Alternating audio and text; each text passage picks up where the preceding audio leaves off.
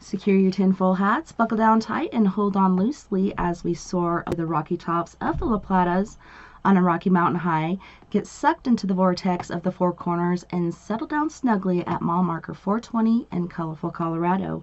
It is Saturday, November 21st, Sunday, November 22nd for those of you across the pond and beyond.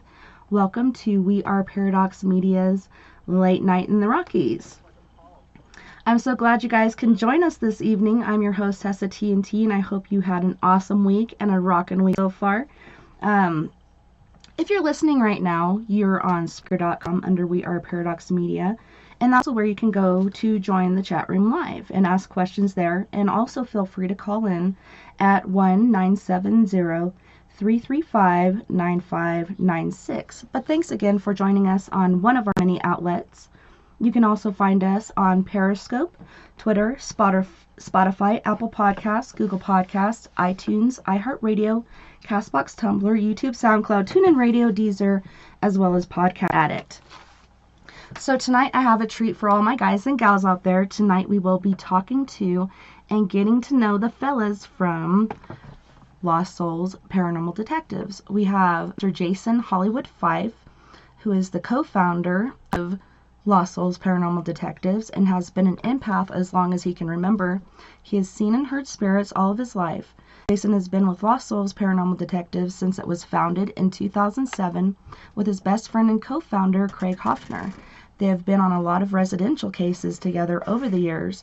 They have taken a break the past couple of years and now they are back and ready to go.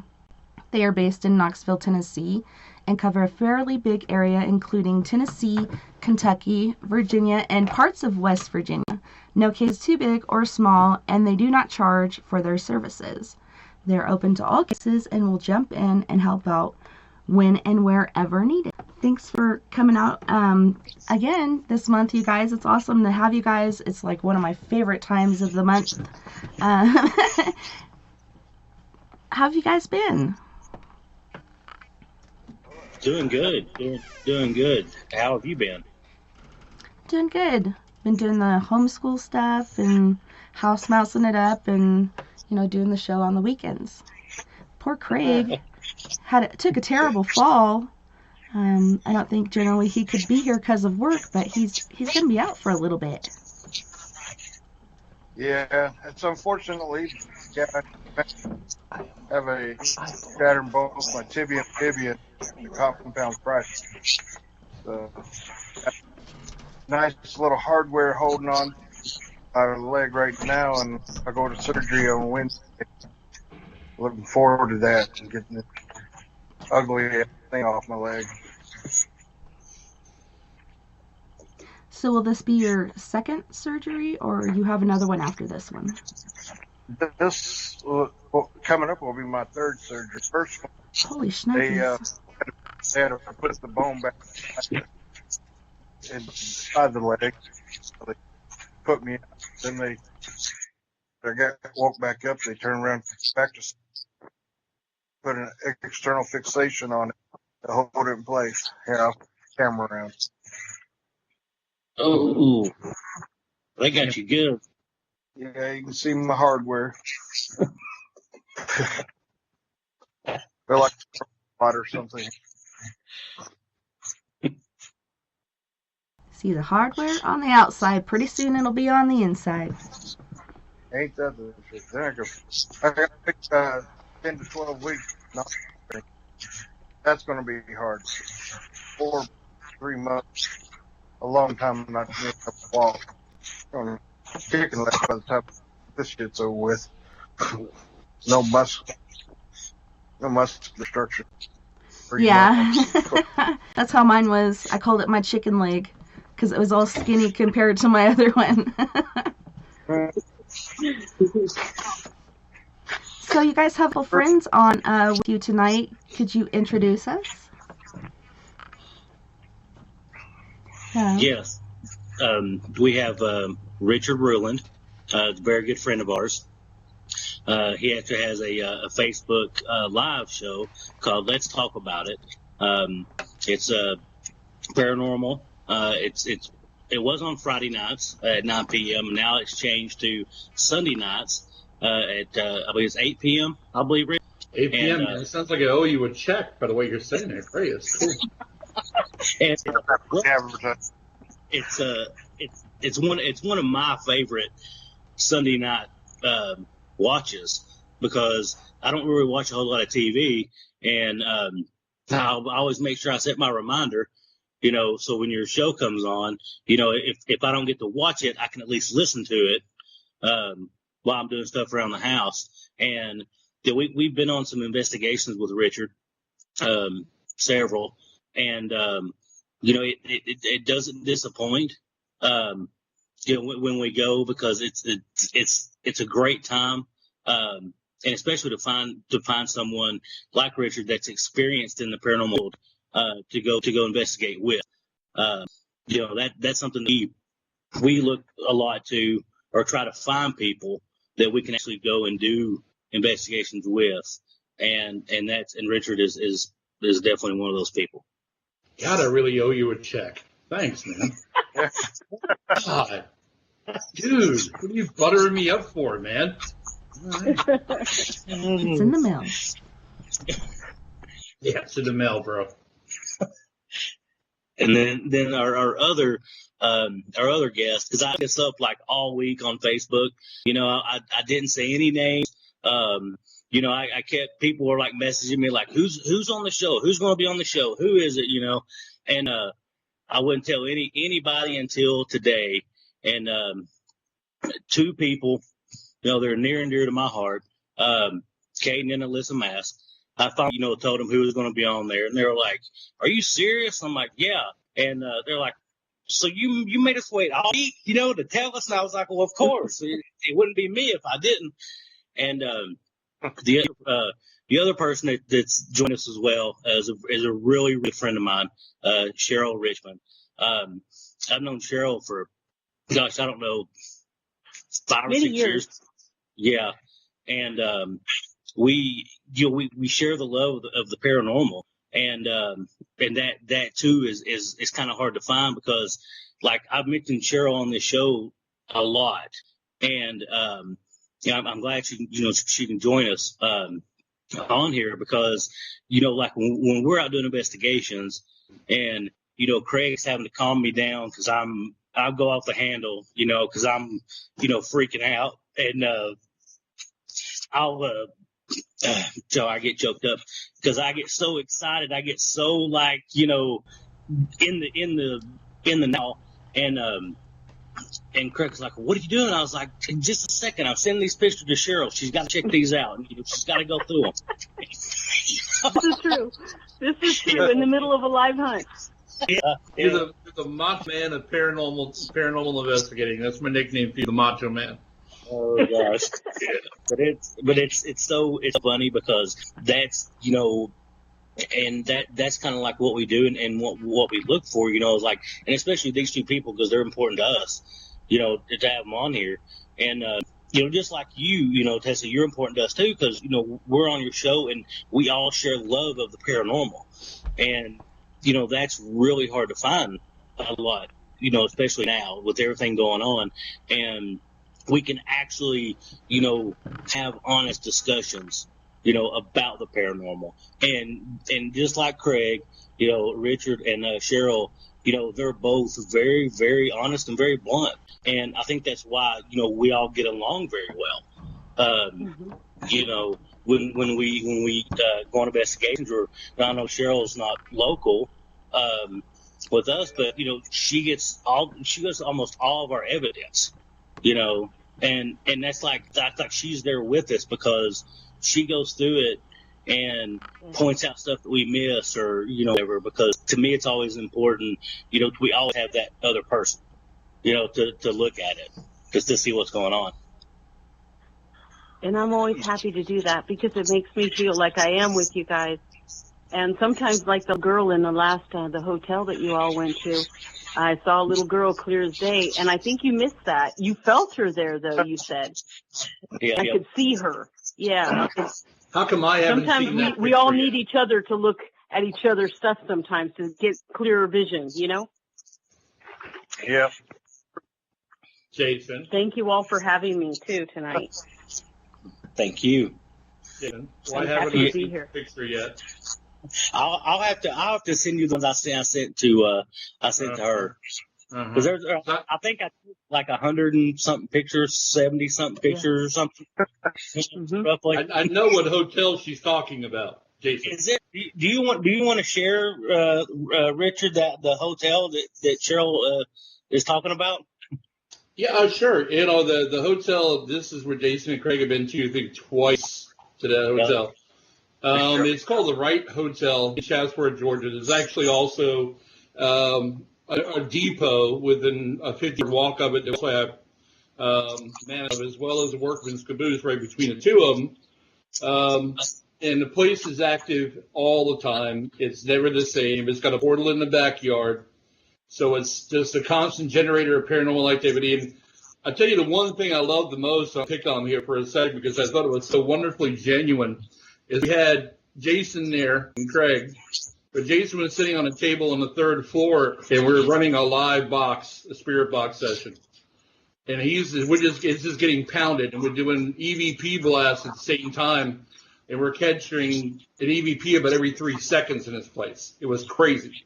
It always is, every single time. So, yeah, that's when she said hotel, I'm like, hotel. Yeah. I know the hotel. Yeah. Oh, no, yeah. Yes, you guys seem to have a good time. Yeah. It does. That place. And I've said this probably 100 times. Well, I'll say it, 100 more.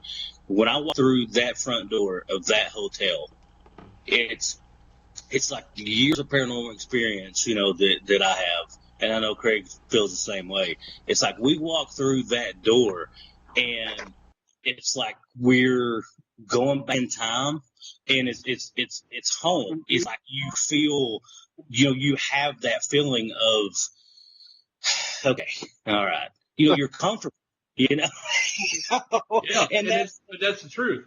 The place is, I have the highest record of EVPs ever captured is at that hotel, is an unbelievable 106 in one investigation. Yeah. The most. It is nonstop every second, just like it was an EVP blast, Jason and Craig, but the place is benign. There's nothing in there that wants to.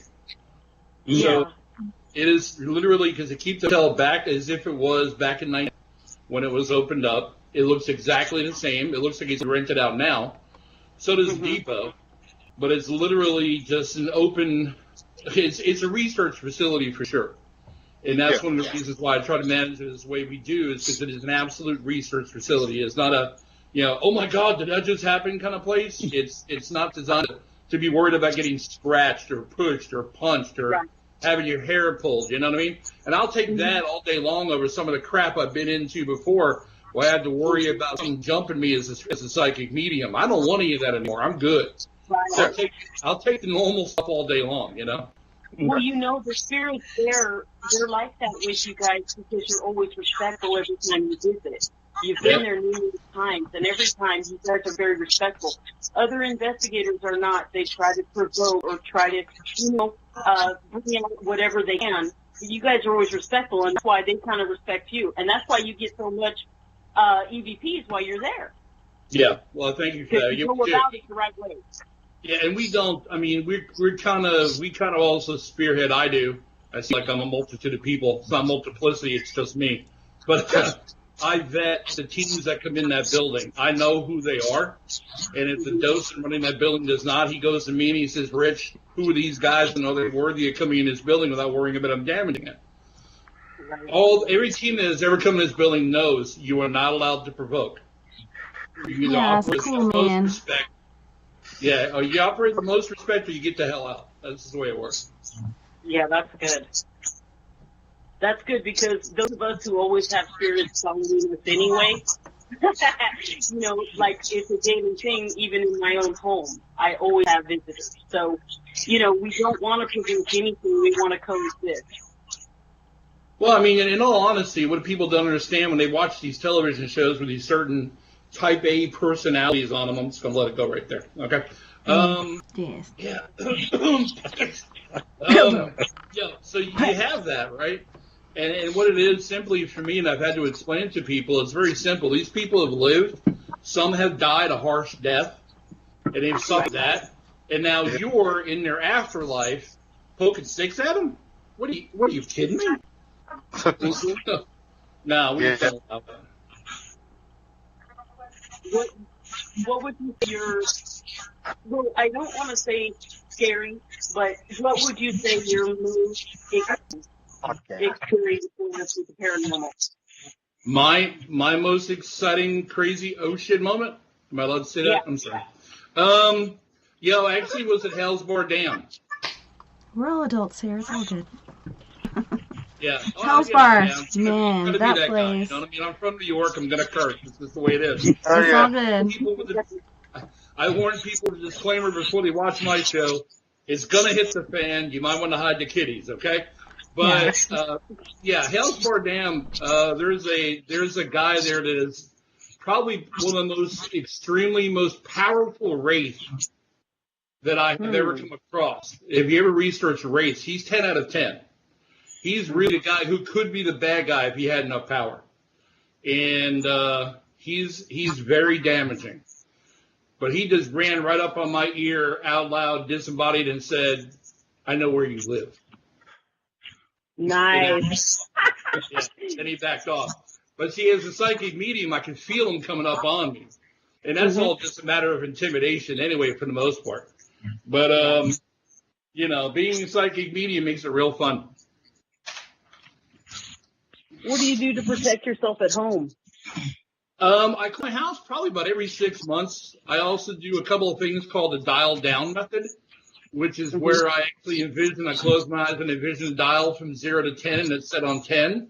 And I have to take my mind's eye and bring it down to 0 without it snapping, going back to 10. When I can bring it back down to 0 with no problem at all, then I can kind of disconnect myself.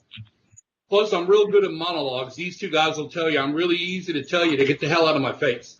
So, so I'll tell them, look, I don't want to hear from you. I don't want to see you. You're going to back off and let me sleep. And if you don't, I'm going to punk kick you out of here. So pick one. So leave me alone. So, I'll do that, So that's that, and I'm able to read energy. So when I do tours, because we do a lot of tours, I'm able to see the guests, and I'm able to, read their energy and say, hey, you need to go outside and get some air. I have had to do a full-blown exorcism on someone at a tour. That was interesting. We can get fun, but I'm very big about protecting my team, protecting my friends. When they're with me, they know. Yes. I can watch your back. I can tell you there's a little something. Hey, we need a little sage. Worst comes to worst, I got a bottle of salt water. You're going to get straightened out before you leave here. You're not free next time.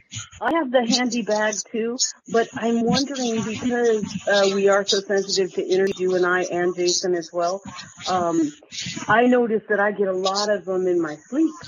And there's not much you can do about that, other than I tell them I have to go now, because I'll be crossing people over in my sleep.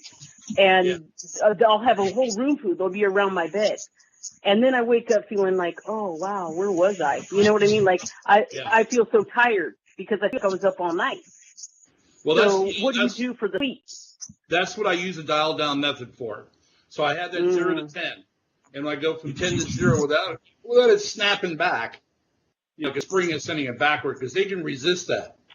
So when I go from 10 to 0 in my mind's eye with my eyes closed, it does actually give me a little bit of breathing room.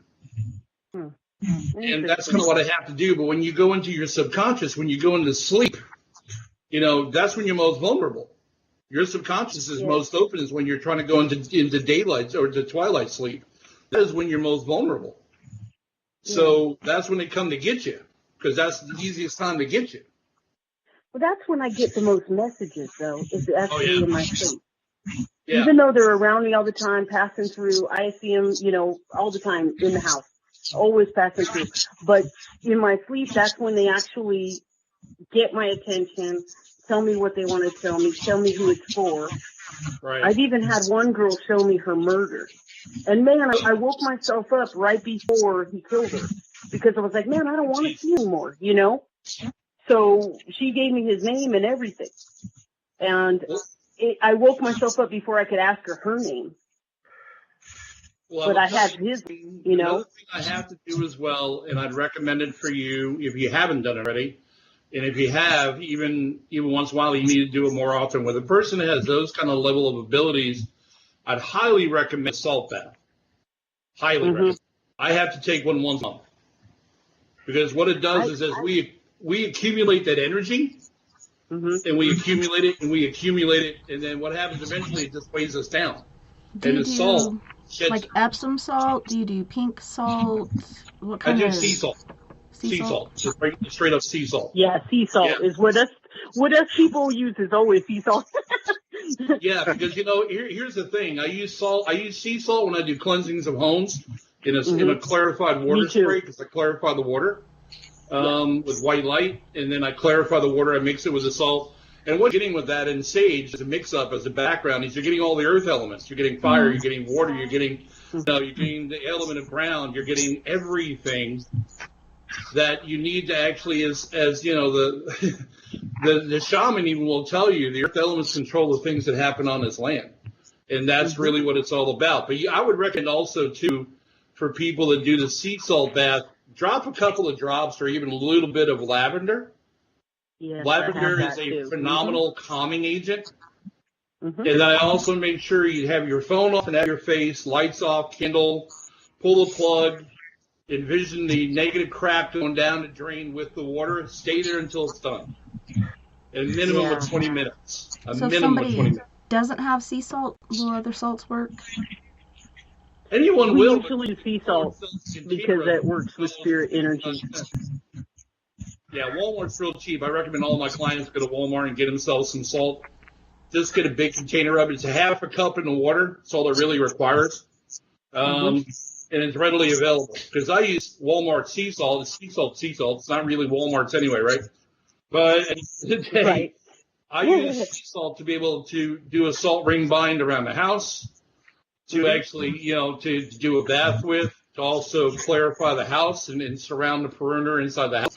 And I use it all. I mean, I've luckily done 57 cleansings in the last 2 years and not had to go back. So yeah, same here. And I also use it to charge my crystals.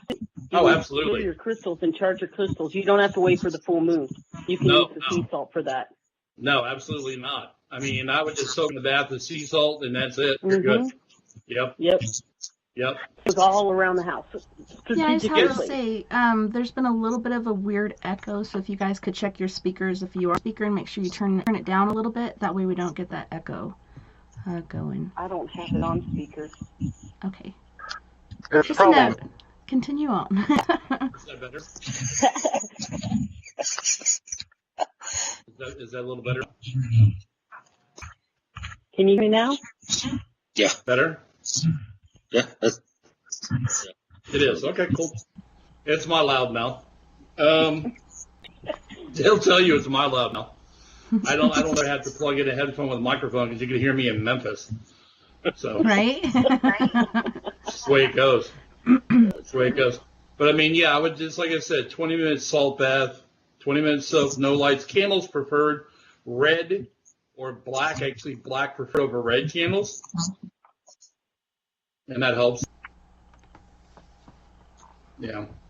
I've had to alleviate an attachment to me. I've actually had to drink a 20-ounce bottle of salt water. You want to talk about something that tastes like ass? Yeah. I'd rather drink some pickle juice or something. God. Oh, that's funny. But it's really amazing thing how it clarifies the body when it comes out of pores. Yes. You'll get rid of everything. Have you had one walk into you before? Oh, yes. Yeah. You know that feeling when they go right through you? Yep. And that's when that's when they're in my personal space. I don't mind you walking through the house, but when you walk through me, that is not okay. Yeah. Yeah, no. It's my bubble. You have to ask them, hey, step back, Well, Caden was asking... walking through, so... Caden was asking in the chat room in reference to salt, do you guys feel that salt is, rock salt is useful as well? And do you guys make your own black salt? I am all about just sea salt. I'm old school. Yeah. So if it's not sea salt, I won't use it. You start going into variations, chemicals start being added and removed. That's the only problem. Is when you go into that variation, you start losing chemicals, or chemicals get added too. And I just prefer straight up rock salt, or sea salt rather, not rock salt. Yeah, I think in the end, all salt is sea salt because the earth was covered at one time with the ocean. That's where, it comes from. There's even the salt lake in Utah. Oh my goodness. Yeah, but we don't use iodized salt. Yeah. And you have a little bit of it, though. The problem with using rock salt is it takes a lot to dilute. And the sea salt breaks in hot water. Yeah, but rock salt's great for freezing beer, just so you know. You might need that on a hunt. Why not? You might need that from blowing. Yeah. Of course we're going. It keeps it gold. Really good for him. I know I use it when we get a keg and have a party. Keeps it colder longer. Oh, heck yeah. You know, the other way to keep it colder longer is drink it faster. Is what? Drink it faster. That'll work too. Saying, Yeah. That's funny. True words have never been spoken. I'm just kidding. So have you ever woken up to spirit tapping you to wake you up? Oh, yeah. I woke up to a little child the other night giggling in my ear. That's happened many times to me, but this recent one, I told Jason about it. This guy's head was just floating. Just his head. And I was like, oh my God. And he was just smiling at me. And then when I woke up a little while later, only his body was standing there. And I'm like, okay, this is not good. I know now that you lost your head. You don't have to be funny with me, because they show you how they die sometimes, That's crazy. Sometimes they get parted, though. What's that? Sometimes they get parted, like there's a ghost here at the Durango and Silverton Narrow Gauge Railroad Museum, and they call them legs. And this guy, back in the day, fell off the train, got his legs cut off from getting ran over, and then tried to crawl back to the depot and ended up dying. But there are accounts of seeing his legs walking around, and then accounts of his torso and such walking around, looking for the other half. It's pretty interesting. So he's half the man that he used to be. That is very interesting. Yeah. And every time I get new neighbors, I get new spirit. And so some neighbors just moved in, and I hadn't met them yet. And so I was perplexed when I saw this guy with this head just smiling at me. He didn't say anything except for they won't believe you when you tell them. And I was like, who won't believe what when I tell them, what do you mean? And so I was perplexed, and about 2 weeks later, I see the new neighbor. And let me tell you, I was just shocked. My mouth dropped wide open. And he looks, the man that was deceased in my room had gray, curly hair. His son, my neighbor, has the same curly hair and the same face, only younger. And then I would just kind of look at him, and I didn't say a word because I was like, okay, now I know who the message is for. But, how do you tell somebody something like that? Oh, by the way, your dead father was in my bedroom the other day. It's not something you talk about with a new neighbor that you've never met. Hey, it's an icebreaker. And I made you some cookies. That's not an icebreaker. Yeah. There are times that I interject. This is not one of those. It was like, oh, man. But when I saw him, I was just in shock because then I knew exactly who it was for. Because there were two sets of neighbors that moved in at the same time, same month. And I was like, oh, okay, who's this for, And then when I saw him, I just went, oh, wow. It's just his mini-me, Oh, what a trip, though. But I still haven't talked to him yet.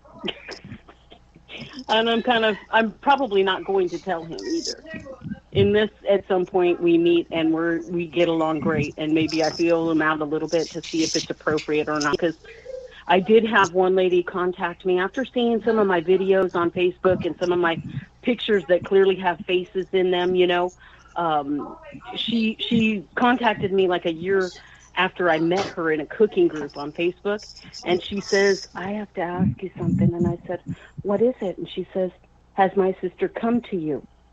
And I knew that this young black woman had come to me in a dream. She showed me her murder. This is a different one that I just told you about a little while ago. And I said, was she murdered by a boyfriend she dated about 6 months? She said, yes. I said, do you want to know everything? And she said, yes. I said, did her name start L-A? Not LaShonda, but La something. She said, yes. I said, okay. And I told her how her sister died and where they found the body. And she just said, oh, my God, I knew she came to you. And so that chapter, I did a whole chapter on this woman and her sister in my book that'll be coming out after the pandemic slows down. But it was just like she finally got up a nerve, even though when I got the message from her sister, I'm like, I know it's for that lady I just met in the cooking group, but I just met her, so I really can't tell her. You know, and we really do have to find an appropriate time and a place where we can tell people messages. It's not something like, you know, the TV shows where they just go, oh, can I tell you a message? Because a lot of people are off put by that. Now on TV, when they got a camera on them, of course, some of even the more reluctant people will stand there and go, sure, why not, you know? But I don't feel comfortable just going up to somebody and saying, oh, by the way, I just met you, but was your sister murdered? You know, like, to me, that's very uncomfortable, and I wouldn't want to approach someone like that. But Right. she did finally, after a year of knowing me and us joking around on Facebook, sharing recipes and stuff, you know, she finally asked me. And then I felt so relieved because it was one of those spirit dreams that, you know, when you wake up, you write everything down so that you have it, all the facts, and because over time they do fade, you know, in your mind. And so I always write everything down, every detail, even down to the trees, the shrubs, the ground, the gravel, whatever I can write down and remember, I'd put it down in my journal. And so when she asked me, I pulled the journal out, and sure enough, you know, I gave her everything. And so it's those kind of things that I'm grateful to be able to help someone with some closure. But when is the appropriate time? I usually let them come to me. What about you guys? Yeah. What do you do? I was going to ask That's- you, like, do you ever have people come to you? Because I have people come to me all the time, and they'll tell me random things Yes. that they generally wouldn't tell a random person. You know, I don't even know this person, and they're telling me this whole Oh. family story. And if I get You're something that talking comes about through people for coming them, up. yeah, they'll just come up and start talking to me about something personal in their life or something they're going You're through. an empath. And You're an so empath. so I won't go up and just tell them, like, hey, your dad said this or your mom said this or whatnot. If they come up and start talking to me and something comes through, then I'll share it. Because like you said, it could be very awkward. Right. Exactly. You see, because you kind of feel like you don't want to invade someone's privacy. Like, people are often, they're afraid of people like us. Like, oh, they're going to know my business. And I'm not the kind of person that's a nosy person in general. Your business is your business. No judgment here. You do you. And that's cool with me, you know. But if you ask me, be prepared, and I'll say, how much do you want to know? You know, that way I can see how comfortable they are receiving what. And I think that's a lot too of like, especially with you know, paranormal investigators going on investigations, especially like with residential. You know, you're going into someone's castle. You're going into their safe place. Right. You know, their home. And I think, you know, for us as empathic, you know, and in a paranormal community, that's one of those really tough questions. You know, like, when do you know, because if you're at a residential house and, you know, you've got a family there and they're having, you know, issues and stuff, and, you know, and me, Craig and I, we ran into this a lot, you know, and it's one of those deals of, you know, I'm going around and, you know, and like we talked before, you know, They're cutting out. Where are you, buddy? Yeah, somebody's breathing Yep. into their mic. Are you there, Jason? Yeah, can you hear me? Okay. Yeah, now we can. And I'll move my phone a little closer. But like we've been, you know, me, Craig and I've been on investigations where, you know, it's with the family and stuff, and, you know, it's like they're having issues or whatever, and you get the closure of the investigation. And, for me, that's always the toughest part because, I always look at Craig, and I'm like, okay, how she'll handle this? I don't allow children to be there when I investigate. I always tell the parents they have to remove the children. If they want to be there in the home, then they can be there. But I always ask them, can they go to a neighbor or a grandparent? Because it's not appropriate for kids to be a part of that. You know what I mean? It's too sensitive. And we went on a residential case several years ago, and it was involving a child. And this was, it started out like any other case, the textbook, they contacted us, and we're like, okay, and we go meet them, we meet the father first, and, we're talking to him, and we have like 30, this 3-page, 30, 40 questionnaire, and it didn't go some really, really dark questions, and, we're talking to him and everything, and then we go to we finally meet and everything, and basically the girl was being tormented by someone at her house. And those are always tough cases because you can't just tell a parent, because being empathic, you already know kind of what's going on, but can't just come out and say it. Because for me, I never know, like, is there ever really a right time, just to come out and say what's going on. But that was, and this is the textbook case because I think it's happened to all of us before. We get to the house, we set everything up, and this was probably one of my first cases of, the spirit actually calling my name. And, that was very, like, it was frightening in a way, but in a way it was, I kind of knew that was going to happen. But it was the whole thing. But as the case unfolded, we started learning more and more, more and more about the clients that they weren't really truthful about up front. And that, that's a lot of I think kind of ties into that whole, deal of how do you tell people, how do you, because if they're, we're out to help them, and that's what we do. And we can only do so much if they're not honest and forthcoming up front. And that's a big, that's a big thing because I know, and I've said this a lot of times before, but being in the South where we are, that is a huge, stress that enough. That's a big, battle because it's so crazy that you're like, it's such, we're in the Bible Belt. So, what you do,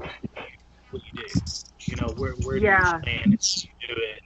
And I think that's always been one of our, and especially for me, being with him, being an MP. Well, I just gotta say, Craig, quit messing with your headphones, Mike. He's messing with. I can see him moving it around and stuff. I was just trying to figure out if the stupid thing's making all the background noise, but I guess it is. Yeah. But along right here. Is it you playing with your mic? I have to. Nobody's giving me a chance to talk. Get in there. Who was that, Richard or Craig? That was Craig. I will always want him to talk, trust me. Yeah. Craig, what's your opinion on when it's the right time to give people information? Well, with me and Jason, we'll always sit around and we'll talk about what we need to tell the clients and what things. But he tells me stuff and he doesn't feel like saying something at that moment.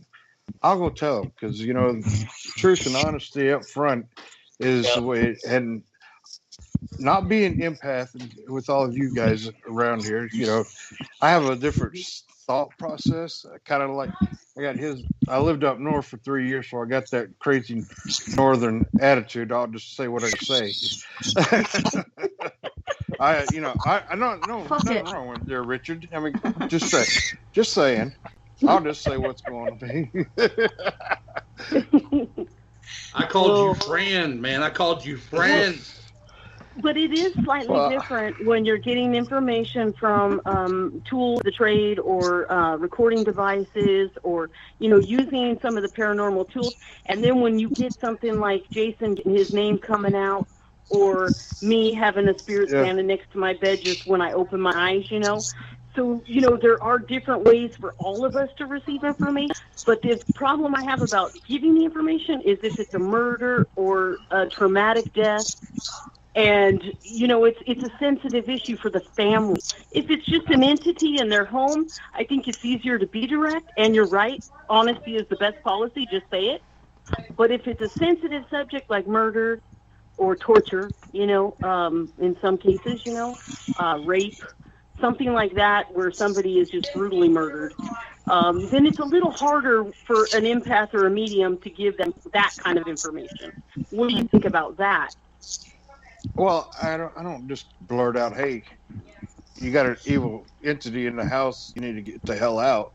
I do use a little sensitivity about myself. I mean, I'm not, I am an asshole, but not a total asshole, if you know what I'm saying. So I'm very direct about when I'm talking to people, but I do know how to sugarcoat it.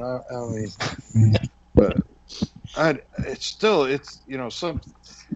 there was another case that me and Jason were on over in East Knoxville, and people had issues. The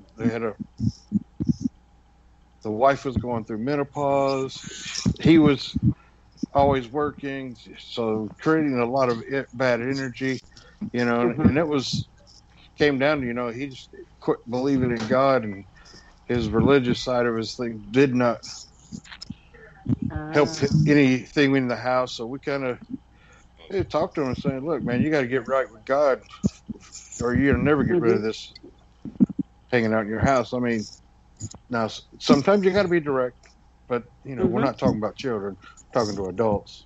Right. But after I think we got done with that case, we didn't hear back from. Then we tried to follow up and never heard of any other problems that they had. So that's always a good thing. Do you all stay in contact with some of your clients that you've helped? Do you all stay in contact with them? We try to follow up with them, and then that's really good. Go back and talk to them. I've got two of them that are members of my team.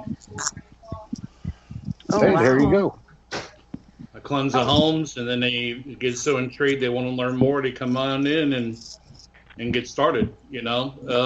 My approach as far as telling them goes, when I do a cleansing, I always ask them point blank, "What are you expecting out of this? What do you want out of it? What can you handle?" And they'll tell you, And if they're not ready for that yet, but at least at this point, they'll know. Oh, there's obviously be some shit coming down the pipe about this stuff. But at least they mentally will be prepared, when you say, how far do you want me to tell you about this? Yeah. When it comes down to out in public, I have that all the time. There's a little restaurant in Chatsworth that I go to prior to going to the hotel. These guys have been there before. I can't leave that place without reading 3 or 4 people. And the only thing I ever had to do the first time around was out loud say I was a psychic medium. And everybody listened? Odd. You're a psychic medium? What? Say what, boy? Can you read anything about me right now? Can you read anything about me right now? Can you read me? And I'm like, yeah, cool. Listen, your husband's a rat bastard. You need to leave that motherfucker. That's right, that motherfucker. Rat bastard motherfucker. What about the who? Anyway, so, it's for me, that's all I've ever had to do. And then when I go in that restaurant now, it's like, I get a free meal because I give away readings. I'm like, I don't want the free meal, but we're not going to charge you. Does that come with pie? You're going to charge me because I don't charge for this shit, okay? Now you can take the free meal. No, I don't pass up. And the pie. I had a lady that offered me cookies. And the pie, yeah. Yeah, well, I had a lady that offered me cookies at a cleansing, and I turned down. At least the pie. No. Well, I tell you what's funny. Is there teams out there now charging $200-$300 to investigate a home? Yep. Or more. I never did. My thought has always been help should never come with a bill. Well, it Nope. feels Thank like, you. to me, it's taking advantage because there isn't a lot of help out there. So we run Exactly. charge. If somebody is like, hey, here's some money to pay for your gas, or here, I'll buy not just one cleansing kit, but two. That way you can give this one to somebody else. Because we do sell cleansing kits to make money for our group, and we pay dues every year, most of us, just to keep it going. Because we don't charge. It's just nonprofit. Right. No, but you know what I help. mean. Not a They're lot out there feloniously charging people for investigations. I and mean, causing more problems just- than they started with. I know I've had to go in and cleanse and clean up more messes from teams that went out there and cranked up the activity. The last one I did, Board. really, oh my God, these people pissed me off. They had a young Terrible. kid, 9 years old. They were dragging through the house, telling the spirits that if they wanted to get to this kid, they got to go through them. What the hell are you doing? So I'm fully with you on the whole thing about get the kid out of the house. Yeah. They don't need to be exposed. They're Get them. in. They don't need to be a target either. Yeah, get them away. Get them out. Yeah, because a lot of cases that, like, I mean, I started with my own son at 3 years old. He was seeing spirit in his room, and he was telling me, can you make them leave? Can you make them leave? Well, at that time, they weren't showing themselves to me when they wanted him, and I would have to try and I'd tell him, that's it. You come to me if you need help.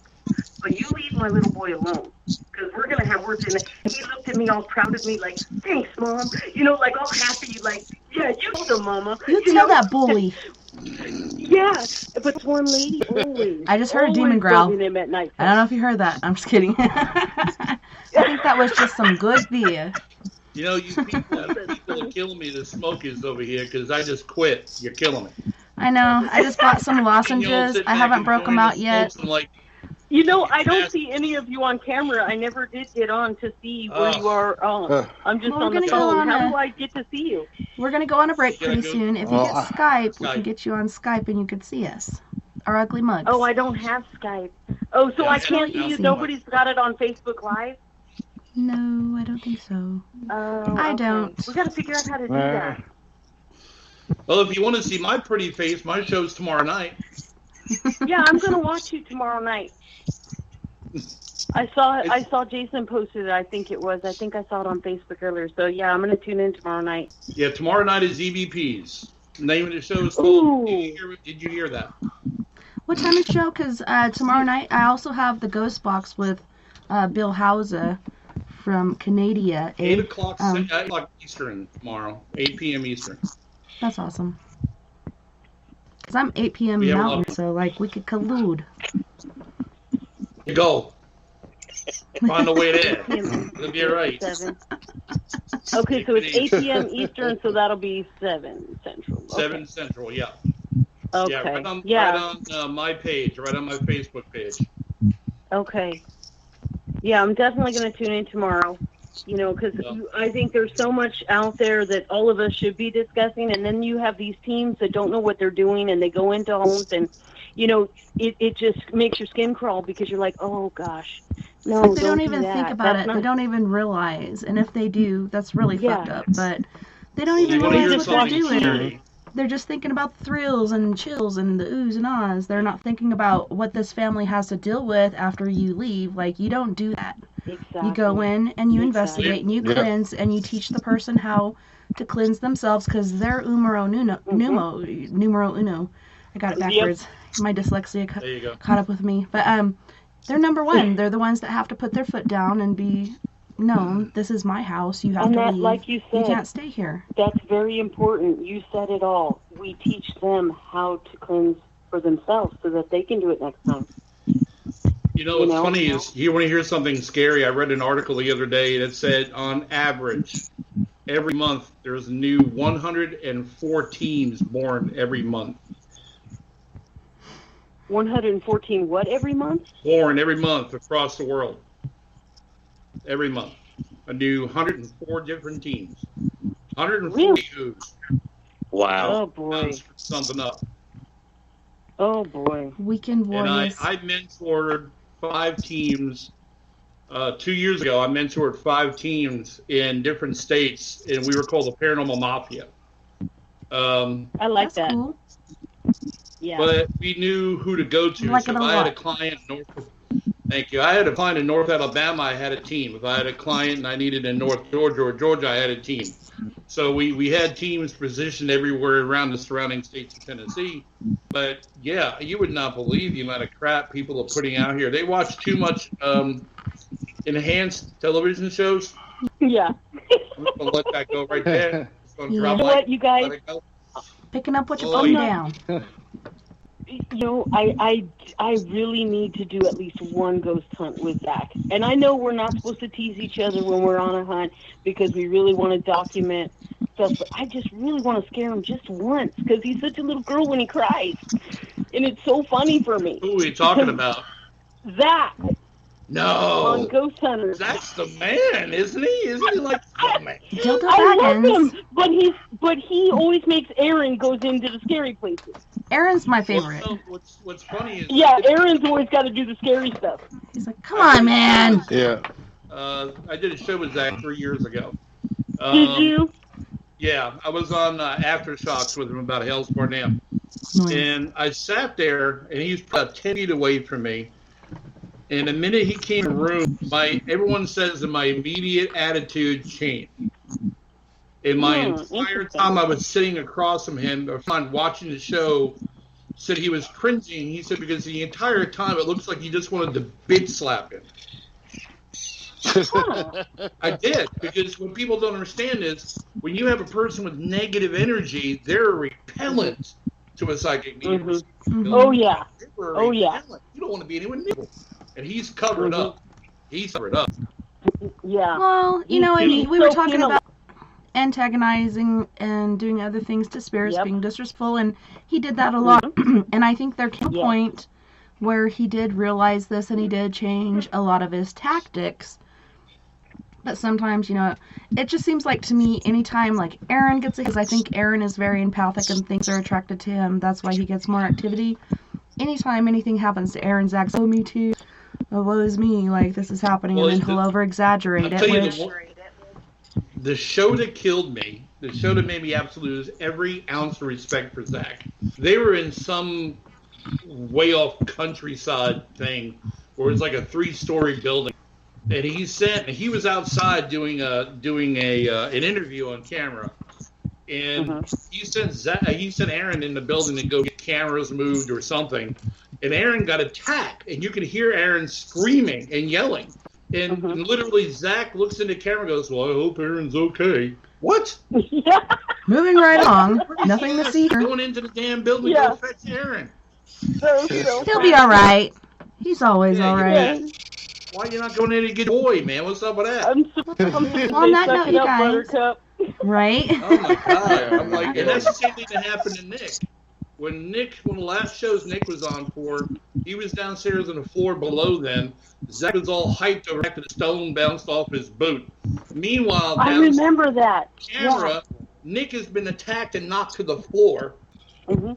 And Zach got more camera time about the stone on his boot than Yeah. Nick did downstairs by himself on the ground. Divas. That's because he's a whiny ass. What Yeah. was the one with the guys that were the ones that thought that they could trap those in little Oh my contraptions? God, Like, soul I Ghost remember- collectors? Asylum, Tennessee Wraith Chasers. Yeah, Wraith Chasers. It was. They had that I soul was collector like, box. I laughed. Yes, Okay. I laughed so hard, and I'm like, these guys have no idea what they're doing. I think it was Like, I just a couldn't believe ploy. Spirits that have the ability to walk through walls and doors, but they can get trapped in the box, right? Like, come Box of on. mirrors. Yeah. The devil's box, or whatever they call it. Yeah, the there were so devil's many box. different contraptions that they tried to. And say then they that break were it. Yeah. Well, you know how they ended that first show with the devil's box, don't you? You know what we Yeah, do it was around here with stuff to see we blow it up. Yeah. Be a show. You guys just like to blow stuff up. We That's just right. like to blow shit up. That's how we're. Hells yeah. That's right. Better believe it. That's right. Well, the Well, on one that killed me that was when they came out with a show where they have an hour of live television, and that's it. And about 45 minutes of actual investigating time, and they capture more evidence than you do in 3 days. Right. Yep. Well, no, we Nice do setup have to and go all. to our first musical break. On this break, we Uh-oh. have Do I Grab just It. stay on the line? Yeah. We have Okay. Gravity from Krakow, Poland with Throw You Away, as well as Take a Walk in My Shoes. We got Fred Johnson III from Canyon County, California with Sugar. And have Prime Example, which Roy Washington, our musical host who gives us all of our free music, is a part of with Dancing Machine. It's one of my favorites from them, but you guys don't go anywhere. We'll be right back after this musical break.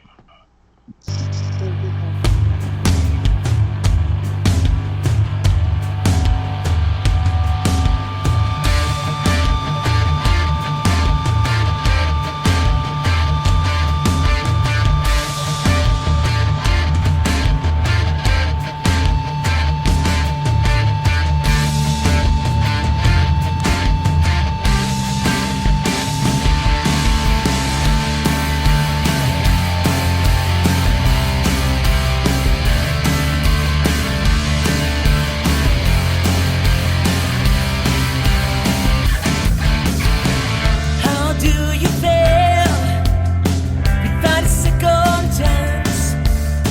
When that mask you wore was for another dance, what could have been runs around your head? What you had to wear, those things that you said. What are you waiting for? What are you waiting for? It's time for you to face this world. You're not alone, my friend. Get up. Someday she'll be a day. Don't let it throw you away. Don't let it throw you away. Don't let it throw you away. Don't let it throw you away.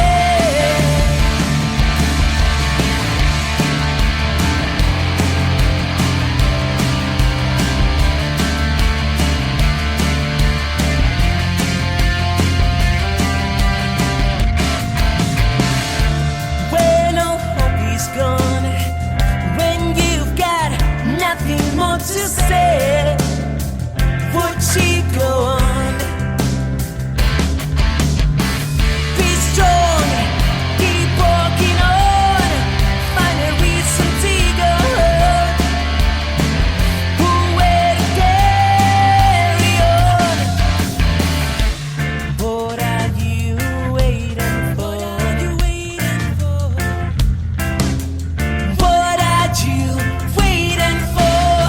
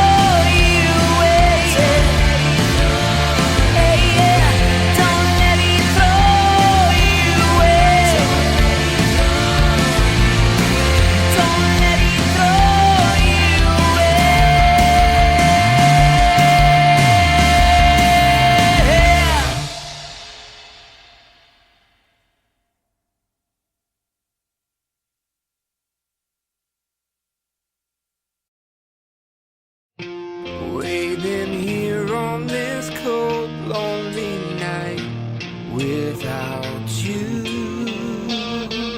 The tension's overbearing. Wondering, are you coming back home again? To inspire fondness with love. Where did our love go wrong? My sugar.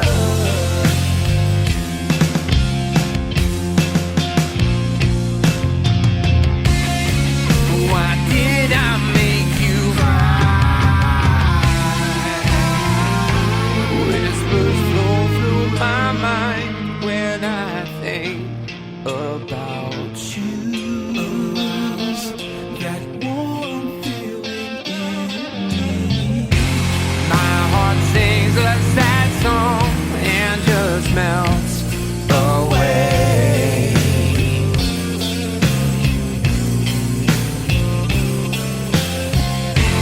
Please look into my eyes, my sugar.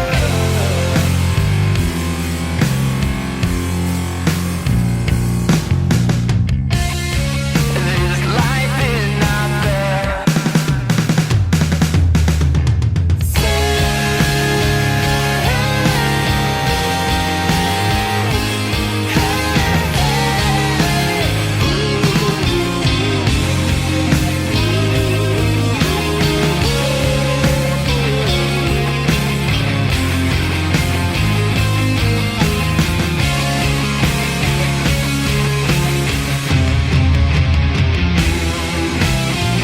Until the sun doesn't shine anymore, I'll be there.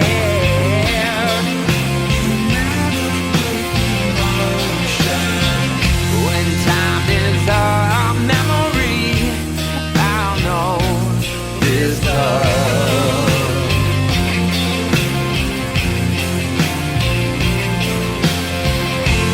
You will always be the one, my sugar.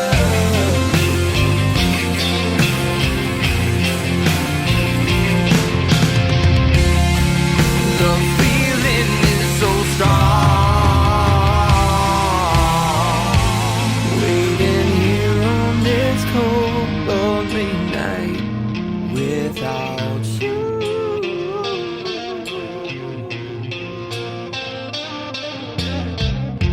Where did our love go wrong, my sugar?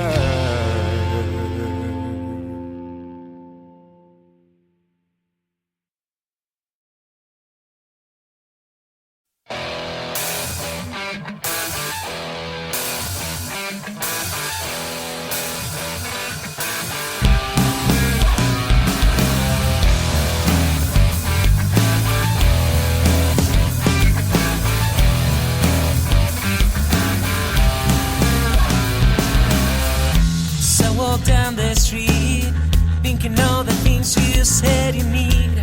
Well, don't you tell me, baby, how do you feel?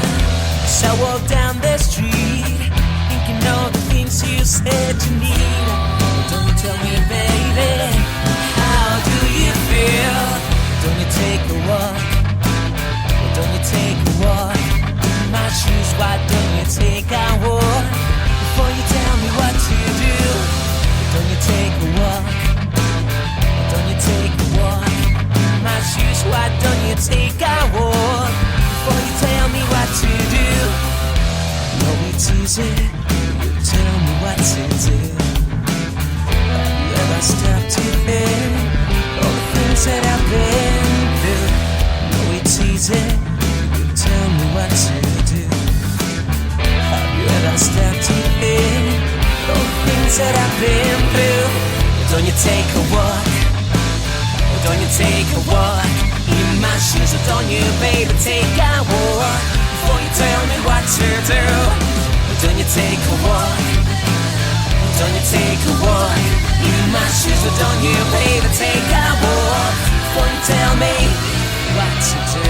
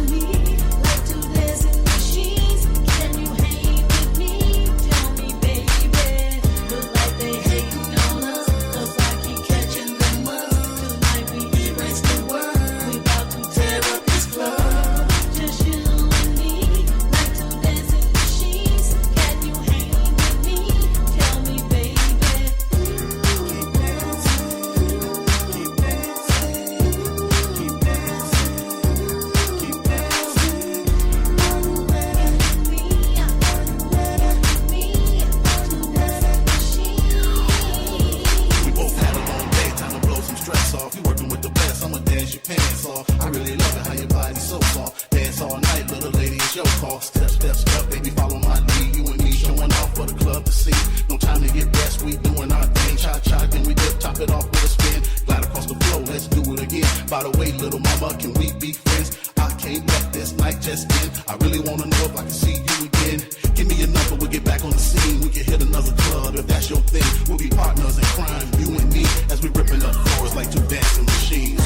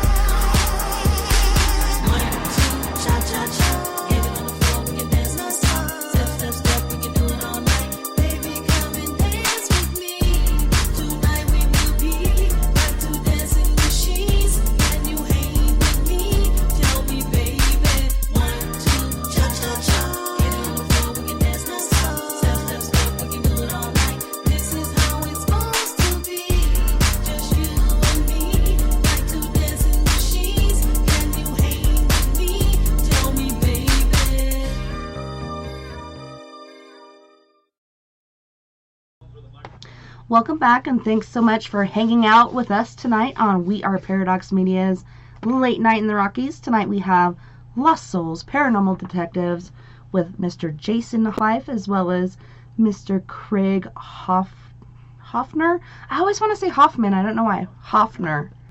Everyone does. I know. I don't know what it is. What is that? And then we also have Miss Cheryl, right? Let me see. Yeah. Cheryl Richmond, and then we have Richard Rowland. You guys, welcome back, and thanks so much for hanging out with us. It's a pleasure being here. This is like everybody sitting around the table talking about old times with ghost hunting. It's pretty cool. I love it. It's my favorite. Yeah. Somebody passed me a cup of coffee. I need some coffee. Coffee talk. Yeah, I'm gonna get my car. I'm gonna go park it at the mall. Yeah. Or by the bar. Oh wait. Yeah, I'm gonna get my boy Vito. Yeah. All true stories. All true stories. Well, yeah. So on the break, we were talking about a number of random stuff. One of them was venereal diseases. It's not venereal, but venereal, like paranormal. And then it got onto the topic of the chick that was engaged to. There was one chick that actually did marry a guy and then divorced this ghost guy because he was going out too much. But his thoughts on this, like, are these people just like batshit crazy, or is this actual shit happening? Like, what do you thought? I'm batshit crazy. I second that. Yeah, I'm batshit crazy. Yeah. It's ridiculous that everybody keeps making that story go viral, too. It's like, it's so ridiculous that it's funny, and then they keep sharing it anyway, you know? What was funny is we also had a caller in during the break, too, that said he or me from the Paranormal Mafia day. That's small world shit, guys. That's some small world shit. Yeah, he thought it was Craig at first. He's like, Craig, what? But it was Richard in the Paranormal Mafia. We look a lot alike. And it's easy to distinguish if you really try hard enough. But we yeah, look you guys so much could be alike, like third cousins or something. Man. You know? It's crazy. You ain't this pretty, brother. I'm sorry. I die to be that pretty, you bastard. You're pretty bastard. I try to be that hard, okay? I want to look that hard and that pretty, all right? I want the women too, all right? Take it easy. Leave a little something for me, will you? Hey, I try. I'm hot. I try. All right. Nah, take it easy. Okay, somebody talk about their favorite ghost hunt. One for the. Okay. You got a favorite, like a famous location, like the Winchester Mystery House. I did that one once. Or Alcatraz. Did that one once. Talk about a good location. That one is very haunted, by the way, Alcatraz. Right. I imagine so. Oh, yeah. A lot of whispering and a lot of, even somebody touch hair touching your butt, when you walk by. Ooh, wait a minute. Somebody's touching your butt? Hold on a minute. What? Where is this at? What in the butt? I went in. What? What the fuck? Somebody's touching your butt? Seriously? She got goosed. Because he would have got Damn it. That's what I want for Thanksgiving is my goose. Okay.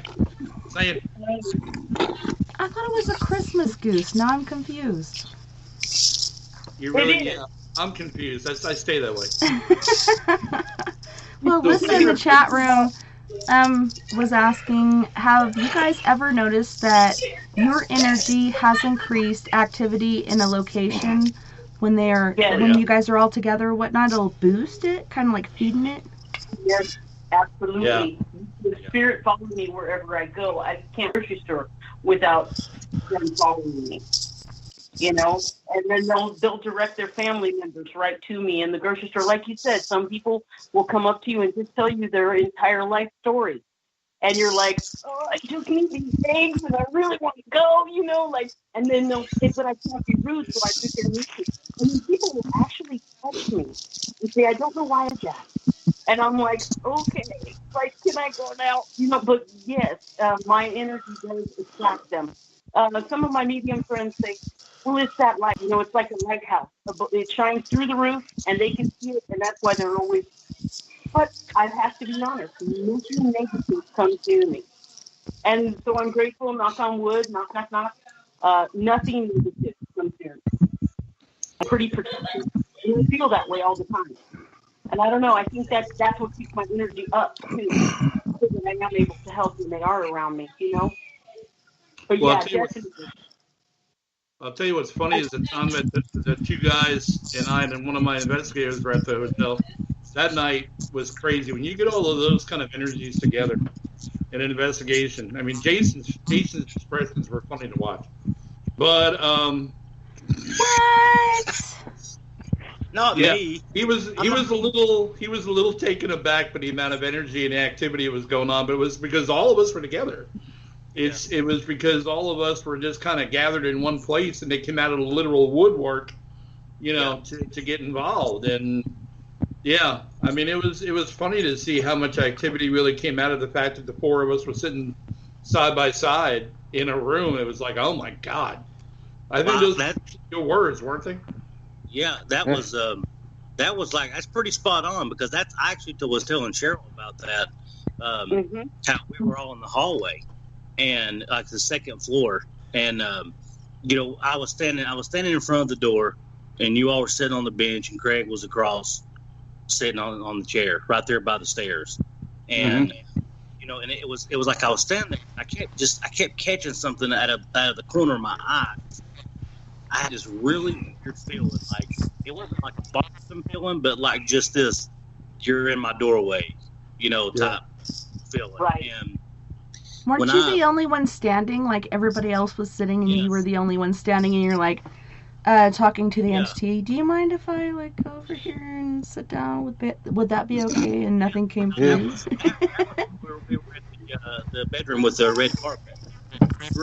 The red room. Mm-hmm. I was asking permission to sit on the bed, and because everybody else had already got a seat, and and that was the thing about the small group. It was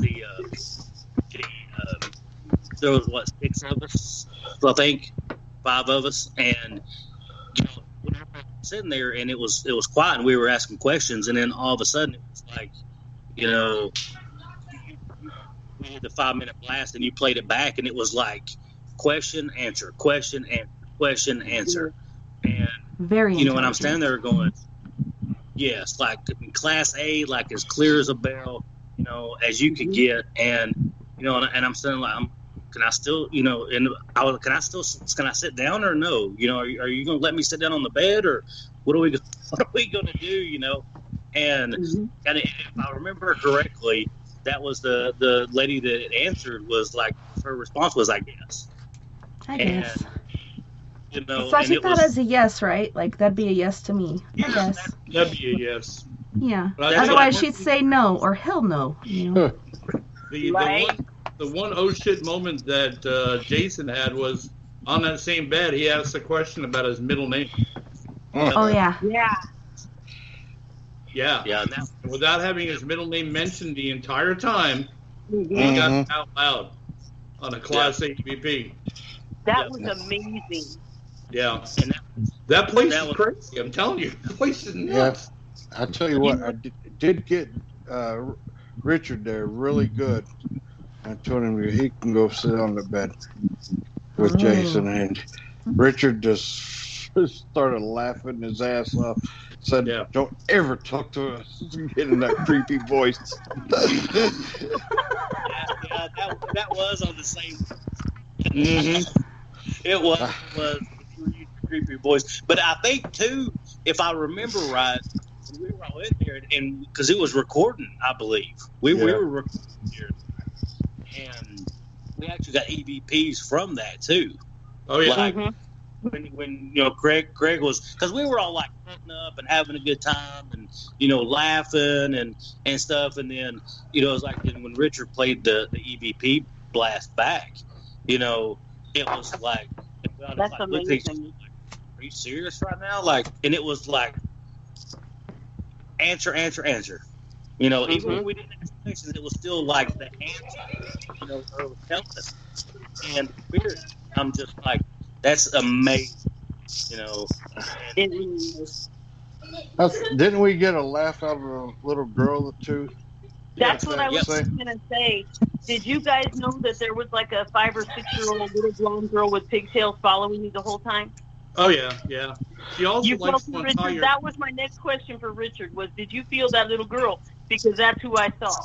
The little girl, actually, we did the last tour we did, and on my group, when you sit at the third floor dining room, she actually, if I tell her to, she will untie your shoes. So, Thanks. we sit everybody down, and I can close my eyes, and I can project to her, I want you to untie a couple of people's shoes. And Now I gotta people are bend like, over again, there's something and on try the to tie floor. this. Something's low, something's on the floor, and then you'll get up to leave, and 2 or 3 of them have untied shoes.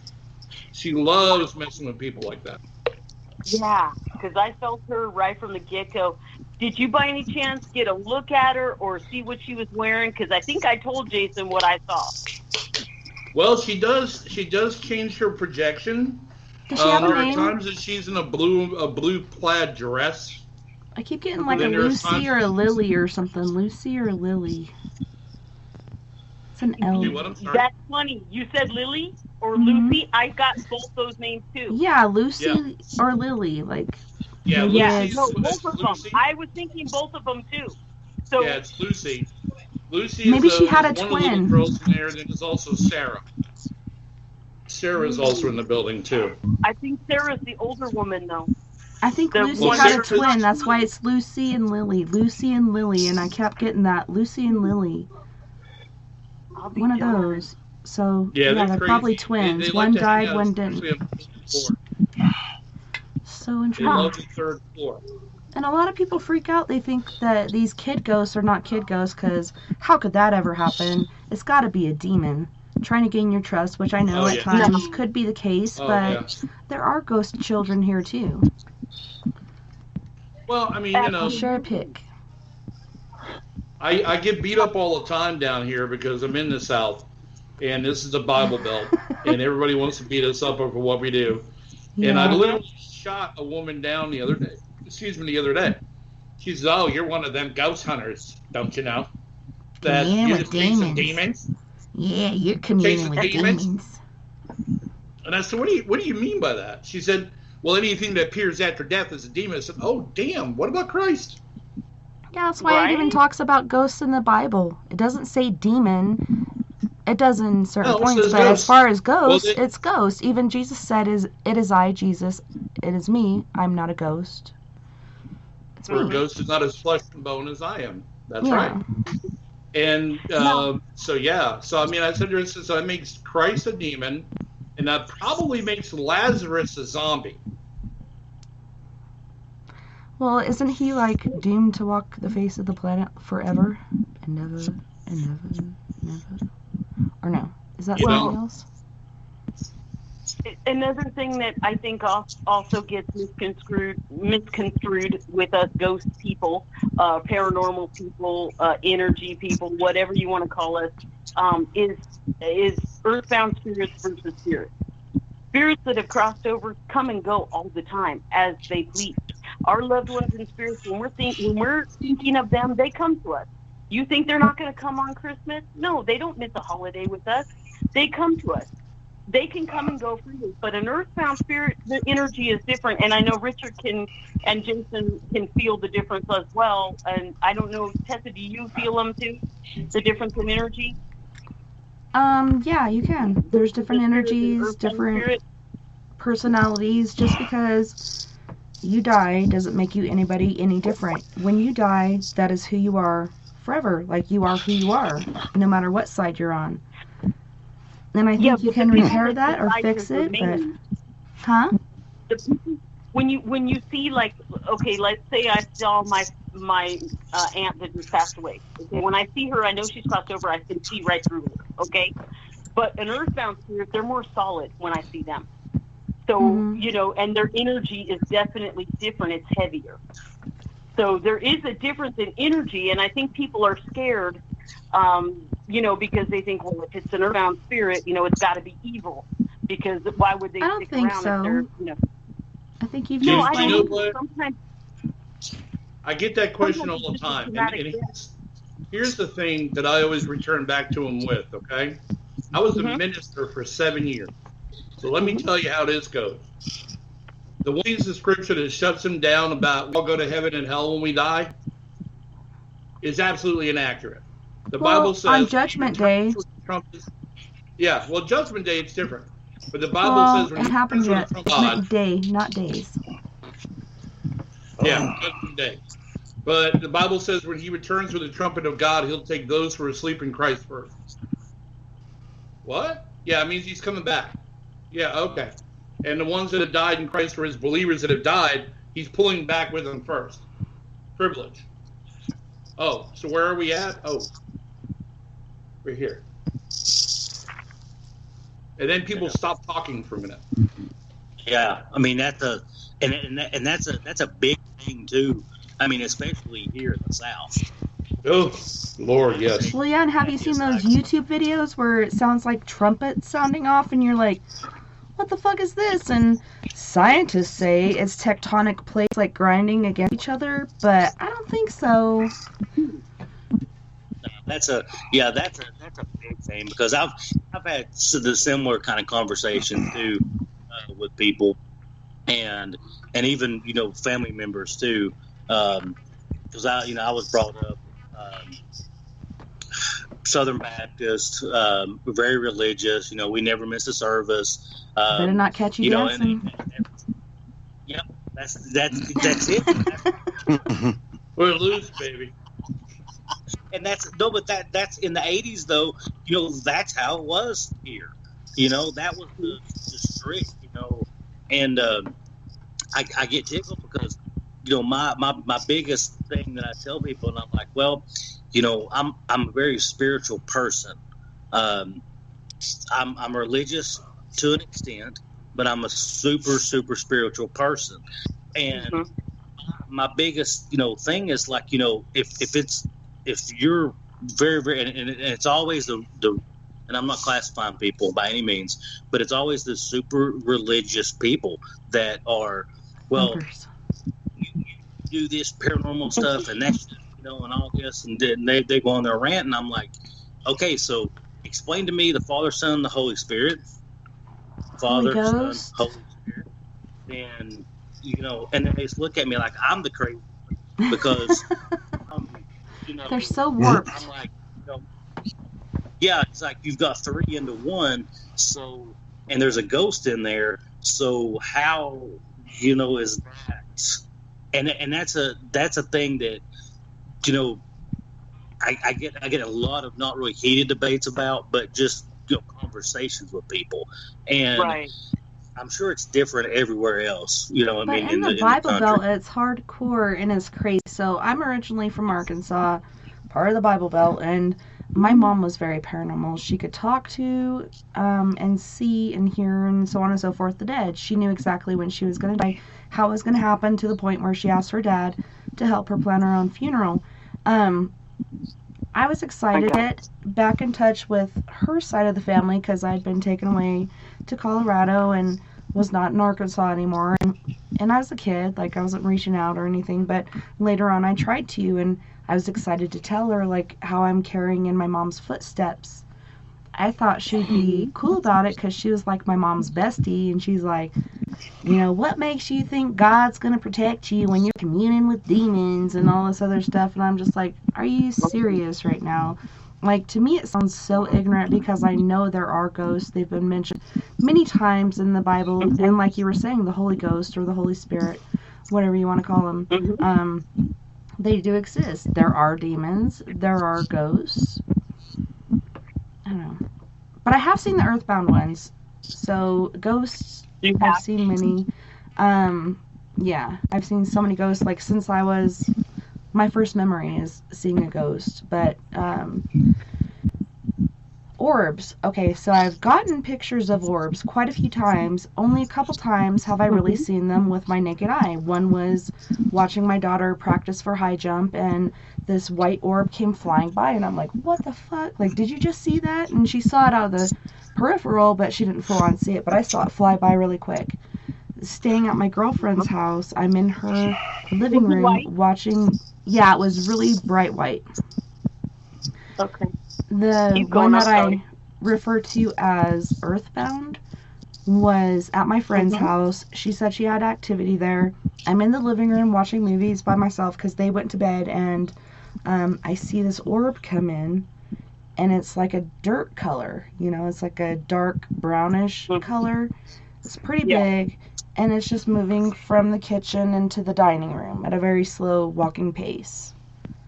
I'm like, that's a motherfucking Earthbound spirit. But there's differences in energies. Oh, absolutely. See, sometimes when we see those, whether it's with our eyes or the camera, because I have them all the time around me. Jason knows I take video every single night. I'll get purple and pink and huge ones, blue, bright blue, gold. I have thousands of videos.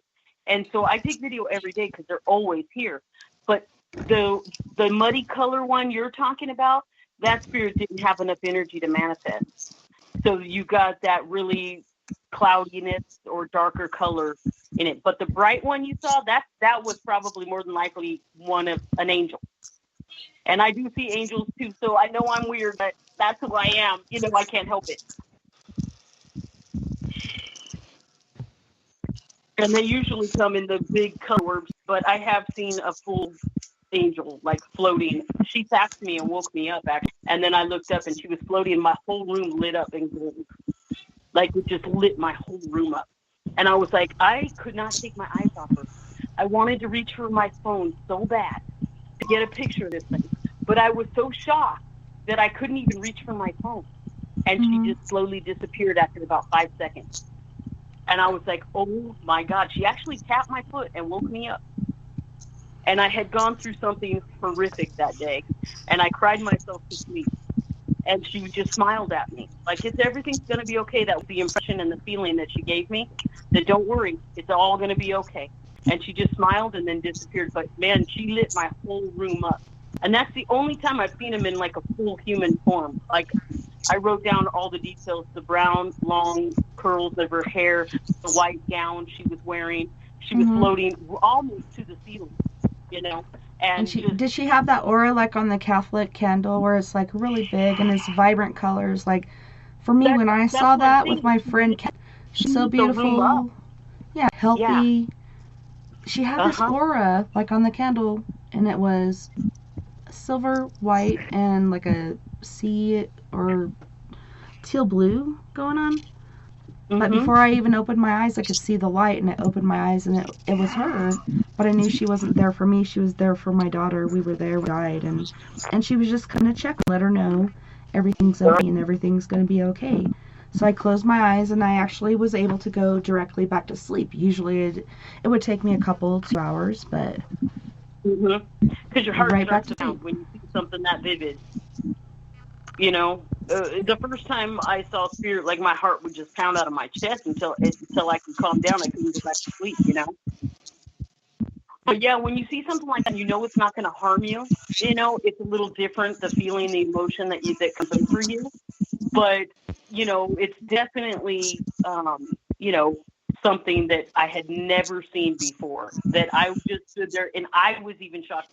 Seeing spirit, feeling spirit my whole life, then to see this angel on a day that something really, really bad happened to me. And like I said, I cried myself to sleep that night. And it was about 3:30 in the morning when she tapped my foot. And I rolled over because I thought it was the dog trying to get on the bed. And then, boom, I opened my eyes and it just lit up. So I started to reach for my phone, but I couldn't take my eyes off her. She was so beautiful. I literally couldn't take my eyes off her. You know, so yeah, weird stuff like that too. I mean, it's not just dead people that visit, you know, which it does happen every single day. It's that's why I was asking you all about your practices of protection, because I never feel threatened, ever. I've only seen one shadow person in my whole life. And I told him, if my dog don't like you, I don't like you, because the dog saw it and felt it before I did. She growled at the corner, and I just pointed to the front door, and I said, get out. And it left. It went running right across in front of the TV and everything. I saw it run completely out of the house. And that was the only time, and that was when I was in my lake house. And there was a lot of spirit in that house. A lot. Like Indians, soldiers, you name it. And I wasn't the only one seeing it. All my kids did it. So every single house I've lived in since I was a baby has had spirit. So that's why I asked, what do you guys do? How do you keep them out? They would set off my alarm at 3:30 in the morning every morning, because I had motion sensors on in the lake house. And when they go through, they actually were strong enough to set off the motion sensors. I had to stop using those in my house, because every night at 3:30 in the morning, they would set them off. It was crazy. I could still use alarms, but I couldn't use the sensors. That's how many fill up. You know. Did you get a lot of pictures of orbs? You were talking about the one you saw with your eyes. Oh yeah, you can actually go to fourcornersparanormalinvestigations.com to see all my Orby pictures. I have all kinds of pictures on there. I also have some UFO pictures. Sweet. Oh, awesome. So you've had UFO experiences too. Yeah. I always believed, because my dad believed in it. He wasn't the ghost side, my mom was. He was more of the UFOs and aliens and other stuff like that. So I believed it, but it wasn't until 2012 when I saw the first one. And like you said, you get that thing of surprise where you can't do anything with your camera or get it to activate. Like, it's just the experience of seeing it and calling others over to see it too. Like, I've seen alien orbs, which are a lot like spirit orbs, but you could tell the difference. It's got that shield around it, and it's got that liquid whatever in there. The one I saw was orange and yellow and red. It was like liquid fire flowing through it. First time I saw it, it was high in the sky, so it looked small. Second time, it was in my backyard, so it was about 3 or 4 feet in circumference or diameter or whatever the freaking word is for that. It all started happening when my son was in my belly, and then afterwards born, when I saw it in the backyard, and he was born with 6 fingers. And that takes me back to what somebody said the other day. Indians used to put their hands up, and everybody thought that meant how or high or whatnot. But it's to see if you're human or alien. If you're alien, you have 6 fingers, which my son does. Like over here, he's got the extra digit. So I'm like, does that include? And then my kids told me about, so I would work security before this whole COVID bullshit started. And I would do overnights because I'm the night owl. And my kids, I'd talk to them before they go to bed, and they'd tell me about their dreams the night before, and I'd put them to sleep. Well, my daughter was telling me about, there was a UFO in the backyard, which is right back here, and she said the aliens took them by their hand and took them onto the UFO, and Floyd jumped out. And so she followed and jumped out too, and she's like, and then Floyd tripped, and he's like, no, I didn't trip, you tripped. And then they started arguing back and forth, and I'm like, that was not a dream. That was a shared experience, and what the hell is going on here? Was I impregnated or probed or something? Like, I've always been envious, but did that really happen to me and I don't know? What the hell? Oh, goodness. You and I could talk for hours, girl. Probably. Because I actually have those orbs come through my bedroom, and I have alien faces in them. And I did a couple sketches. They're going in my book because I've actually had where they're looking right at me, and they're in an orb in my bedroom, flying through very fast. They just kind of come through. And so for you to see it outside and me to see it inside, I wonder what that means. You know, because you definitely see them. That's crazy. Yeah, and it was cool because, like, first instinct, I slid the door open, stepped out. As soon as my foot hit the deck, I pulled it back and closed the door. I'm like, if I were single, didn't have kids, I'd go out and check it out. But I have kids I got to take care of, and I don't know what this thing's intention is. Like, I could go up being perfectly innocent to check it out, and it might zap me or abduct me or whatever. Like, I'll go missing forever. I have kids I got to take care of. So I'm like, you guys come check this out. My two daughters saw the same thing I did. My husband saw the orb shield thing with a really large bat flapping its wings at a very slow rate of speed. We saw the same thing. He saw something different. Is that the cloaking device, like, not working, or is it because we're hybrid? Or I always called myself a mutant. I know I'm mutant. I'm weird. You know, I own that shit. Okay, I'm weird too. I have seen spaceships a couple of times in my life at different points. When I was 10 years old was the first time. And then when I was 32 years old, I saw 5 of them together. And they were flying erratically. And this is way before they had drones. I was much younger, okay? So this is before they had drones. They were flying so erratically that I got my camera out. And unfortunately, digital cameras, 25 years ago they have today, you know? So I didn't get clear enough pictures, but you can see them in the picture. But they're packed because I have them in my storage right now. But I can send you to the link, to the thread that we were on.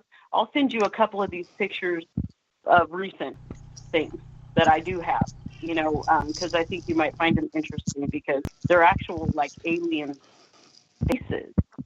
Very, very strange. And they were just staring at me as they went across the room, just staring at me, didn't say anything. But one was deep, deep blue. So, it was crazy. Yeah, that's what my daughter said, too. Creepers. Fucking creepers. Rat bastards. That's what we call them in New York. Rat bastards. Rat bastards. That's so funny. Anybody else have any UFO experience? No, I don't. Wish I did, though. Yeah. Although based on my ex-girlfriend, I do look from time to time for a pod behind the couch. Yeah, you're like, who the fuck are you, and what did you do with your girlfriend? I gotta check for pods now. Thanks a lot.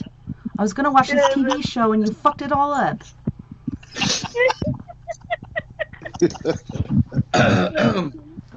Holy cow.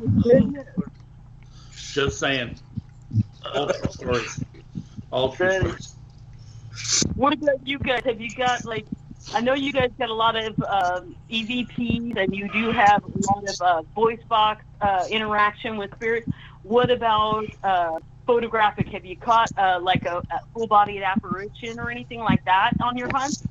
Oh, yeah. Yeah. That you can talk about? Yeah, at the place called the Hotel.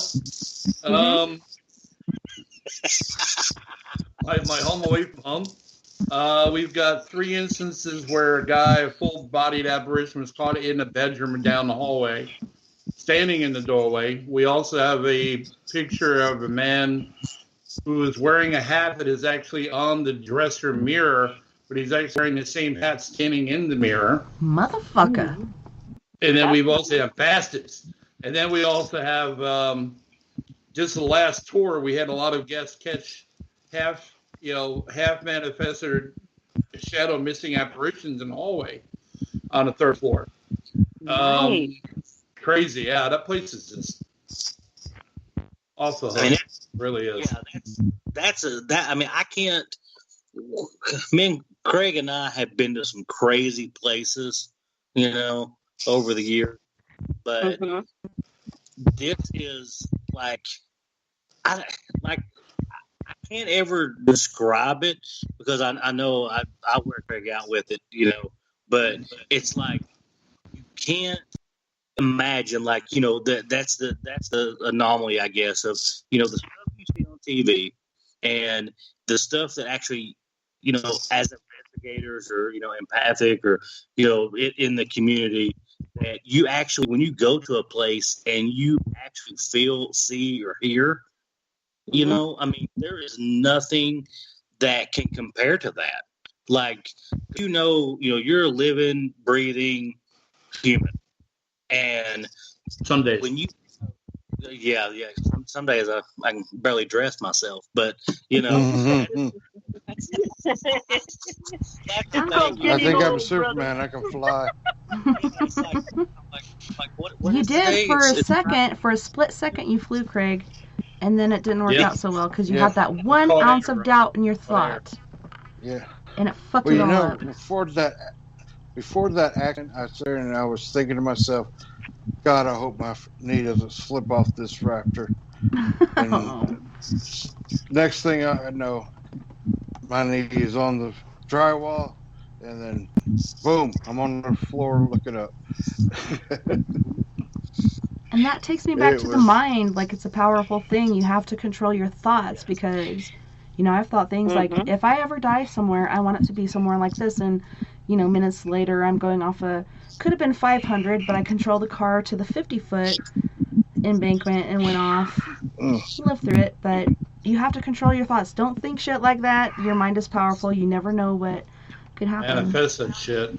Yeah. It's fucking scary, dude. Yeah. But the thing, in talking about that place, I'll say one more thing about the hotel, and I'll try my best not to bring it up again. The hotel has everything. Popping up on my screen. It has everything. It's got apparitions, shadow figures, EVPs, disembodied. I mean, there's a gamut at that place. And it just depends on what day or night you're there, so what the hell are you going to catch? Yeah. It's pretty crazy. It really is. I'm really proud that we have a historical society that allows us to be there. They want us there. We've actually, helped them pay for everything, which is kind of my way of giving back. We book every tour that gets booked. The money goes directly to them, and they maintain those buildings exactly how they are. And so I'm more than proud to do whatever I can to help them out. But to me is I got my hooks in this place now. Frankly, I'm not letting go. Don't blame me there. Nope. It is an awesome place to go if you're the historical aspects of the building's been there for over a century. And 1909. some of the things that's in the house, I mean, you're talking about early 1900s furniture and stuff that's still solid as can be, and then you got the crazy paranormal stuff that goes on in there. It's funny as can be because, it was first time I went with Jason and I went, one of the ladies that was in their group mentioned something that she would like to hear or ask if there was ever anybody catching a little antique phone, one of those crank up microphone and handset that you put to your ear, and they worked. It rang probably like 2 or 3 minutes after we had just discussed it, and it was the first time Richard and them ever heard it go off. That's pretty cool. You don't get responses like that Just Yeah. every day. We've been in the building, I don't know, 30, 35 times since February of this year, January of this year. So about 35 times. And just recently, I've heard the piano played, and then the phone ringing when you guys were there. But it's me, like, I hate saying the word because it really drives me crazy when paranormal shows say this, but it's escalating. But don't you wonder, doesn't that, the question is it escalating because all of you are so sensitive to energy, or would other paranormal teams get the same amount of activity? We've had teams we've had teams come out. I had a friend of mine that has a team in Maryville. Kenny Hayes. I don't know if you guys know Kenny Hayes, do you? Out there in Knoxville. No. Anyway, he brought his team in there 3 or 4 weeks ago, and they loaded up on evidence, and nobody was there but them. So that's good to know. Yeah. As far as like the paranormal and the UFO stuff goes, like it seems like as soon as COVID-19 kicked off, they had lockdowns, so on and so forth, like a lot of paranormal as well as UFO shit started to happen. And I'm thinking it could be a lot to do with the negative energy. People are scared. They're fearing for what's happening. And, how am I supposed to wipe my ass because all the toilet paper's gone? Buy some coffee filters. Right. I'm just kidding. Coffee. It's the answer for everything. You gotta do. You go get those little green leaves that have 3 leaves on it. Make sure it's not poison ivy, all right? No, I think you got a point there. I think the one thing that people don't understand is that energy breeds energy. Yep. Okay. But you also have May and October where the veil is thinner, and their ability to reach out is a lot easier in May and October. Yeah, but it started like a long time ago. It's been insane. That's something to consider there too. But yeah, energy breeds energy. Behavior breeds behavior. Yeah, you come out swinging like an asshole and start provoking, you're going to get some negative shit come back at you. Yeah, that's right. Gotta expect that. That's something too that I was curious about, because and I don't know, like when all this stuff started with the COVID-19 and all this, going on, into March, first, even now, being empathic, it's like I have a time frame from like April until say, even like to this day. And it's like I get up, I go to work, I come home. If I go somewhere, it's like there's so much energy out there right now that it's overwhelming. And I don't know anyone that feels that, but it's like if I have to stop and get gas, go to the grocery, whatever. Cutting out. Yeah. I can barely hear you. I can't hear you, Jason. What about now? Yeah, a little better. Okay, but it's doing the mundane things, since the COVID. It's like even now, like even today, like leaving work and coming home, it was like I didn't want to stop at the grocery store. I didn't want to stop and get gas. It's like I just wanted to go home. Yeah, I feel the same way. I went somewhere. The energy, you go into the supermarket or whatever, you're like, oh God, we go. Like I need to get what I need to get. I don't need to make eye contact with anybody. I need to pay for my stuff and I need to go. Yeah, they get the fuck out and now. That's what it's all about. Everybody, like right now during this, like before all this was going on, it was kind of normal. I felt kind of normal. But now that all this stuff is happening, it's like I'm on edge a lot here lately. I'm not feeling myself, kind of like, it's like I had this overwhelming, not necessarily fear, but like overwhelming, anxiety. Like I know something anxiety. Yeah, anxiety. I know something big scary to pop up, but I'm not sure what it is, and I just keep on my day-to-day stuff. And I don't know if it's just me that feels that way or if it's everybody, I don't know about Jason, but like as far as your sleep schedule goes, like you feel like for the last, I'm going to say 6 to 8 months, you've been sleeping normally, or do you feel like you go to sleep and you're still working and you wake up and you go to work and you go to sleep and you go to work and you wake up and you go to work? It's like kind of like a training thing going on for a lot of us that are open-minded and empathic or whatnot. Our sleep schedule has been totally fucked up. When we sleep, we're not really resting, and it's causing anxiety and other feelings during the day. 100%. I agree. Because with the pattern, and especially the way I work now, my shift is I've always been kind of a night owl, but now I'm really a night owl. So, I guess it's like 11 p.m. and the rest of the world is supposedly asleep. Well, as I'm driving home, there's only a few places open, so you can't go get groceries. You can't the normalcy of it. So now it's like I get off work, I come straight home, and I'm up till like 3:30, 4 o'clock in the morning. Mm-hmm. And I can't go to sleep because I'm exhausted. But when I get ready to go to sleep, it's like I go to sleep at say 3:30. I'll wake up at 9:30 on the dot. Mm-hmm. Like, I'm up, I'm ready, to take on the day. But I'm still like so exhausted from that, and then it's like it's just a constant cycle, like you were talking about. That's true. The start of this until now. Well, on that, you guys, we do have to go to our second music break, and I hate that because we're always on a roll when we go there, but we have Prime Example again from Milwaukee, Wisconsin with Power Play. We got Gravity from Krakow, Poland with Last Goodbye. We have Fred Johnson III from Canyon County, California with After Dark. That guy is my favorite out of this whole music list. Fred Johnson III. He just tickles my feels. And then we have Dan Medina, who was a previous member of Gravity from Krakow, Poland with I Won't Let You Go. You guys don't go anywhere. We'll be right back after this musical.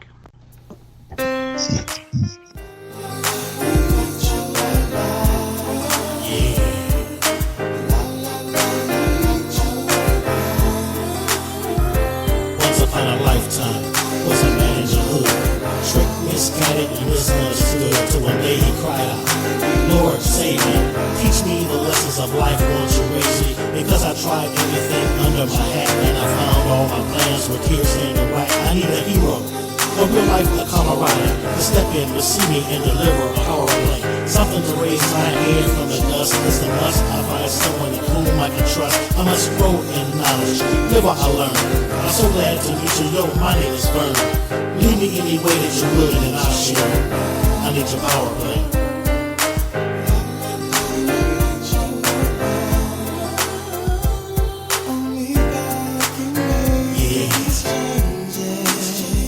Another one.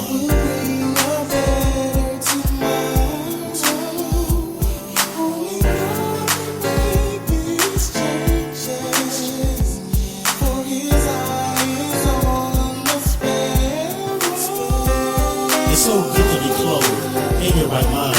Dreams to the front and all past behind. Memories of things you did so absurd. Came to the curb, now heard was the word. Cause often we're low now, problems can grind us, but with power from God, yeah, we all stand victorious. Listen to the seed, the knowledge, and digest the real only cause a trooper like Jay keeps it righteous. And express upon the example of a vocalist, adjust your bubble. Leroy D is like dangerous trouble. Trouble if you want it, peace if you with it. Never before known of a man who can stand it, but so irrelevant. So kick it in if you will, Lord. And I'll shield. I need your power play.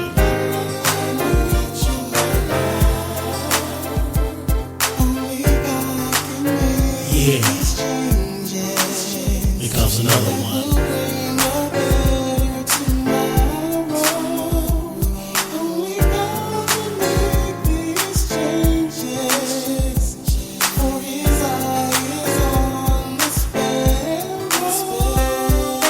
Power for living, power for expressing, power for the knowledge, and now you're not guessing. When power meets the darkness, the devil's got to go. That's my Weasel, and now he's going loco. If you got a problem, God can solve it. Powerful natural, and you're in this outfit. Why must the fist stay dirty so filthy? Get off your rear and whitewash the pickings. power for cleansing, power for sanitizing, power for us, power for the rising of the sun. Cause in your darkest hour you can look up and express to feel the powering up.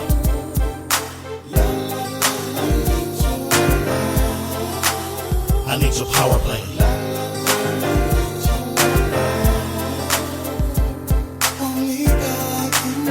Yeah. Cause another one.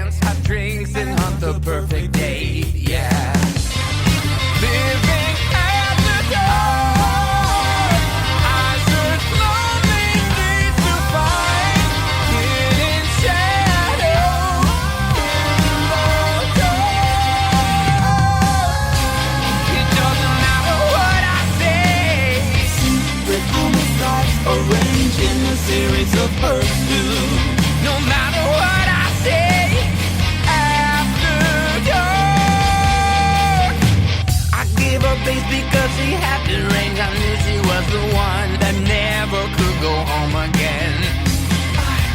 Plastic life by limo seats. I don't know why I can't control this urge to hurt again. Yeah. Living at the door, I search lonely streets to find hidden shadows in the dark. It doesn't matter what I say. Chase it till it's done. Murder forever after. No matter what I say. After dark.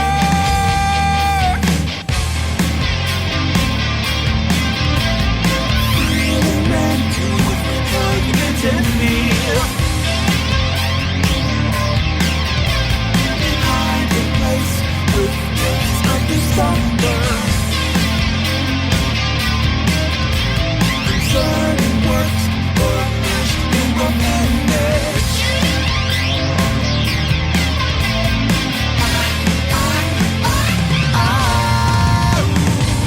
It doesn't matter what I say. It really doesn't. No matter what I say. After dark. It doesn't matter what I say. Secret homicides arranged in a series of pursuits. No matter what I say. Change in its love. Murder forever after. It doesn't matter what I say. Rude and fatal. Lacking the hint of conscience. No matter what I say. After dark.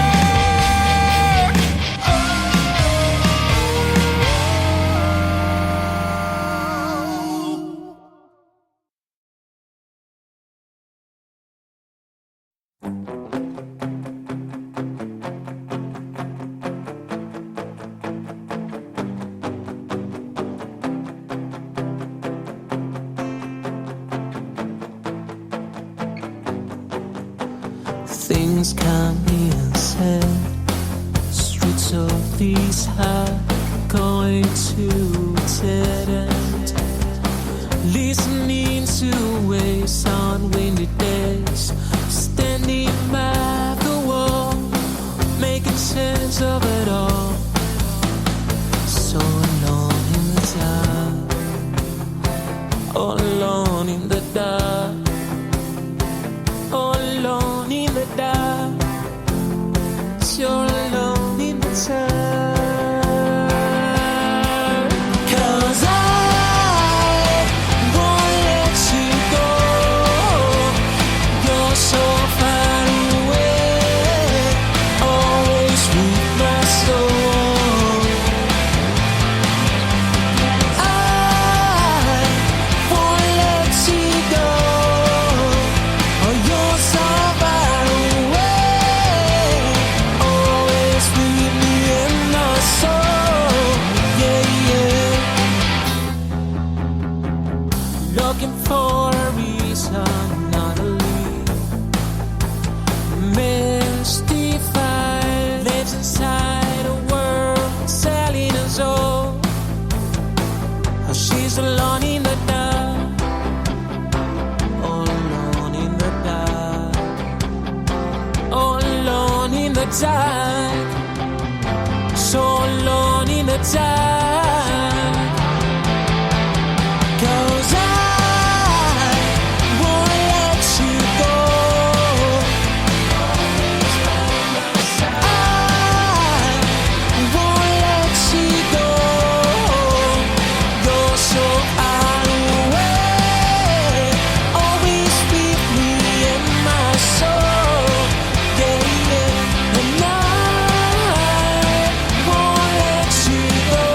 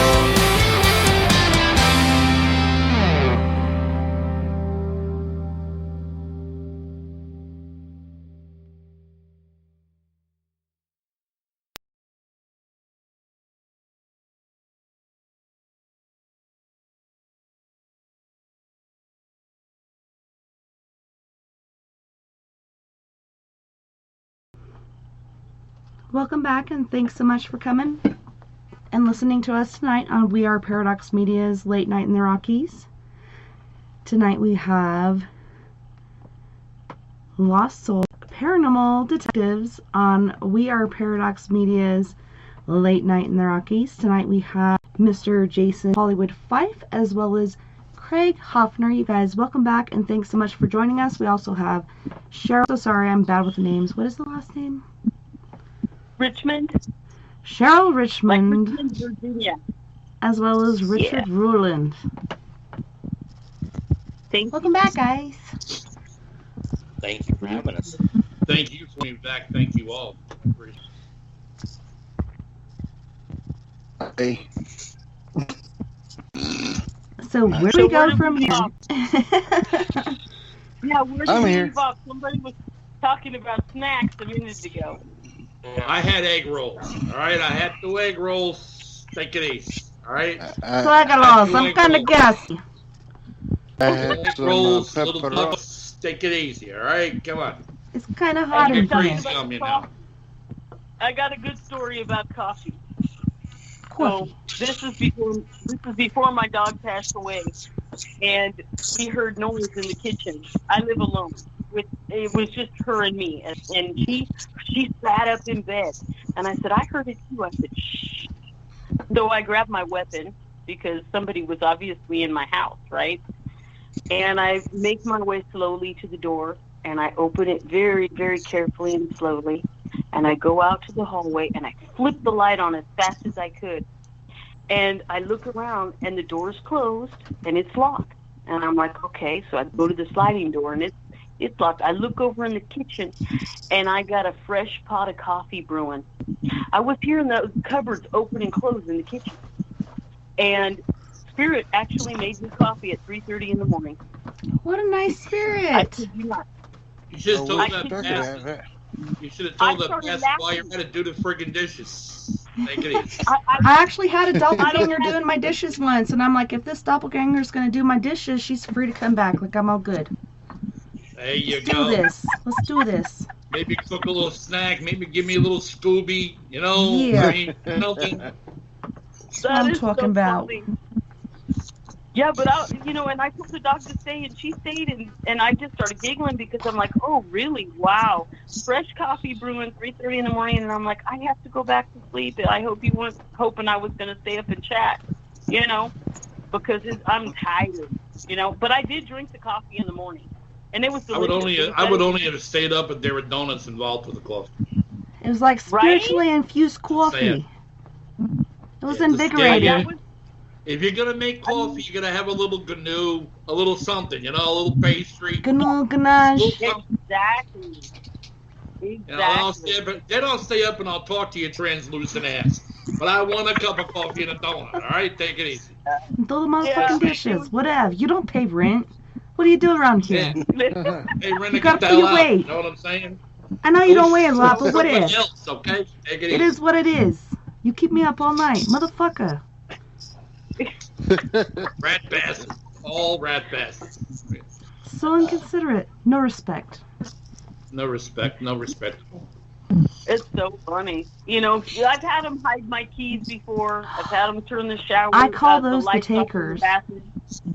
They'll take your lighter, they'll take your keys, they'll take your cigarettes, they'll take whatever you need at the moment, and you'll look everywhere. And then I've learned, if you just ask, could you please bring back my keys or whatever it is, I really need it right now, and I really appreciate it. And you go back to the original place you looked, and there it is.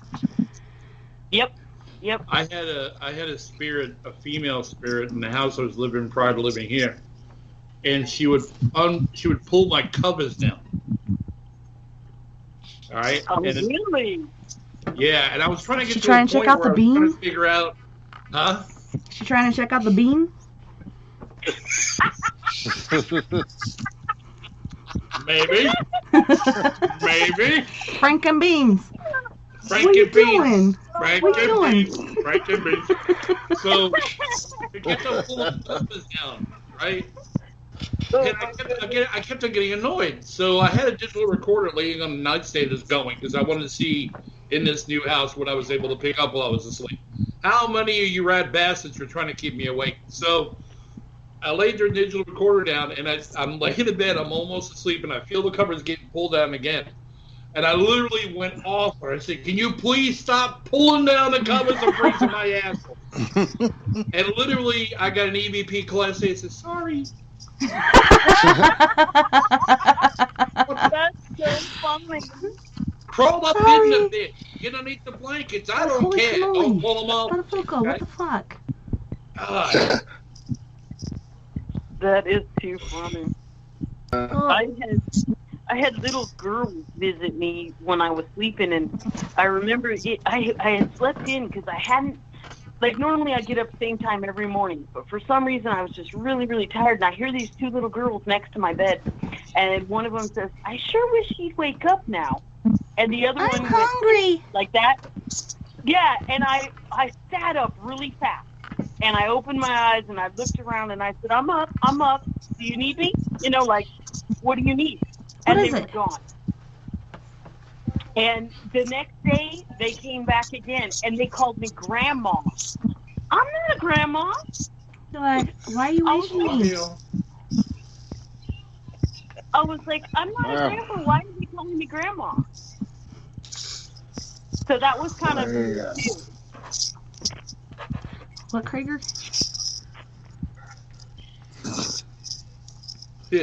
Hi, Craig. Craig, every time Craig I'm moves sorry. his beard, you hear it in the microphone. Oh, he sounded like he's gonna say something, but you know the hydroxys or whatnot are you know in full effect, and he's trying to get the sentence in alignment before he speaks it. I could hear it coming out, but it's like, what is it, Krager? What's going on? I'll be saying all kinds of stuff in my mind right now, and I'm just dying inside listening to that. Are you looking at unicorns right okay? I'm looking at this crossing sign. It keeps walking around back there. Oh, that motherfucker? Yeah, that one. Motherfucking Bigfoot. It's funny though, the lights around it making it move and shit. So Yeah, and they're not even blinking or nothing. Are you hearing the dinging? Are you hearing the dinging? Have no bells. no ding-a-ling-ling-ling. No ding. My cat just started to chew my You said it, headphones not me. Motherfucker. I did say it, didn't I? I did say that shit, didn't I? Yep. You're dingling. I used to go around singing that shit all the time when I was a kid, and I do it in public. My mom would dead now. So freaking mad at me when I would do that stuff. That's killing me. Shut up! You can't be singing that out here. That's it. But I Killing. would go. Oh my ding a ling a ling ling, ring a ling a ling ling. And the bells going ding a ling a ling a ling. Oh my ding a ling a ling. So Hell yes. Yeah. What he's having. We need to make our own hit CD, okay? Yeah. Okay. I can rap. Gotta get buttweed on that. Yeah, it's a hydro CD, ladies and gentlemen, followed by the booze and beer CD, where you go around looking for pretty cheesy. Yes. Hello.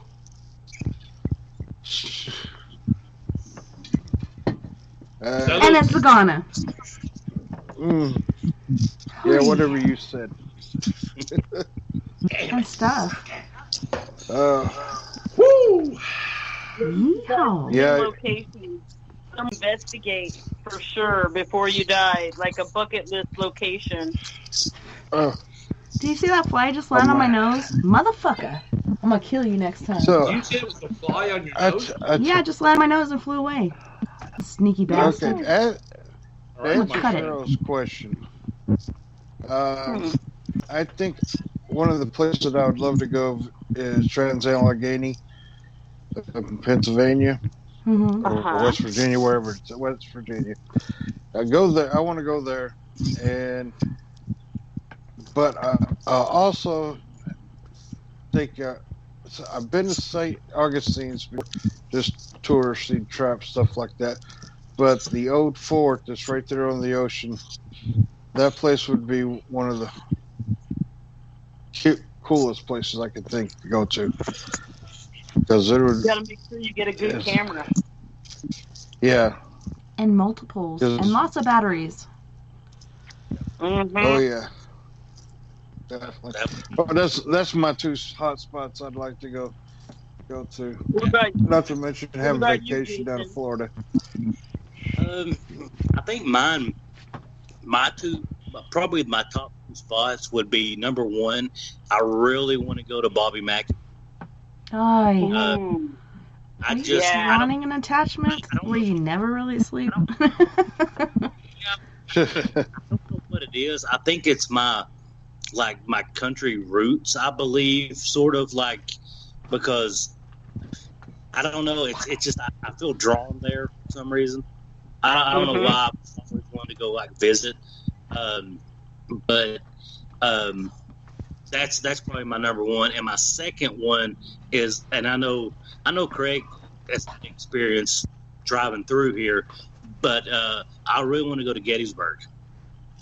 Yeah. Yes. That'd be a good one. That's like my top two. Like if I could leave tomorrow on a plane, that's where I would want to go. I drove through Gettysburg one night. I got lost. Somehow or another, I got off the turnpike in Philadelphia and went right through the middle of Gettysburg at 3 o'clock in the morning. There was deer everywhere. Started getting foggy and couldn't see. Talk about pitch black at night. Absolutely no lights out there by the battlefield areas. But you can it's just creepy. Just, I was driving through there slow because I didn't want to hit a deer. And I was tired, so the side point. I've been driving a couple of days. But it was so cool. Just even knowing where I was at, that if I stopped, I could do something real quick, but I really couldn't afford to because I had a long drive back to Knoxville. But it was cool and creepy. I loved going through there. I bet. Do they allow, I know that certain teams have done Gettysburg for television and stuff, but would they allow a smaller team that isn't really necessarily on television to do it, or to close it out, or let them be there overnight, or was it closed off to where they had people, there? You could pass through without. So, from what I've seen, they're closed during certain hours, but it's not shut off. It's kind of like Prairie Grove in Arkansas, the Prairie Grove battlefield. It's not locked down. You can go in there, but the popo will most likely catch you. But you can go in there at night when people aren't there, and they open it up at certain hours so people will come in eventually. But people do that. They'll go in there, and you can get in trouble for it unless you get permission. And all you have to do is go into the museum or whatever is connected to it and tell them who you are, give them your ID and your credentials and such, and then you can go in so they know who's there, what damage has happened, so on and so forth. And they want all your material as far as evidence. Mm-hmm. Aww. Oh, you mean for the museum they want it? Yeah, for the ghosts and such that are found on the property. If you catch anything, they want it. They want to know what it is so they can share it, which is cool.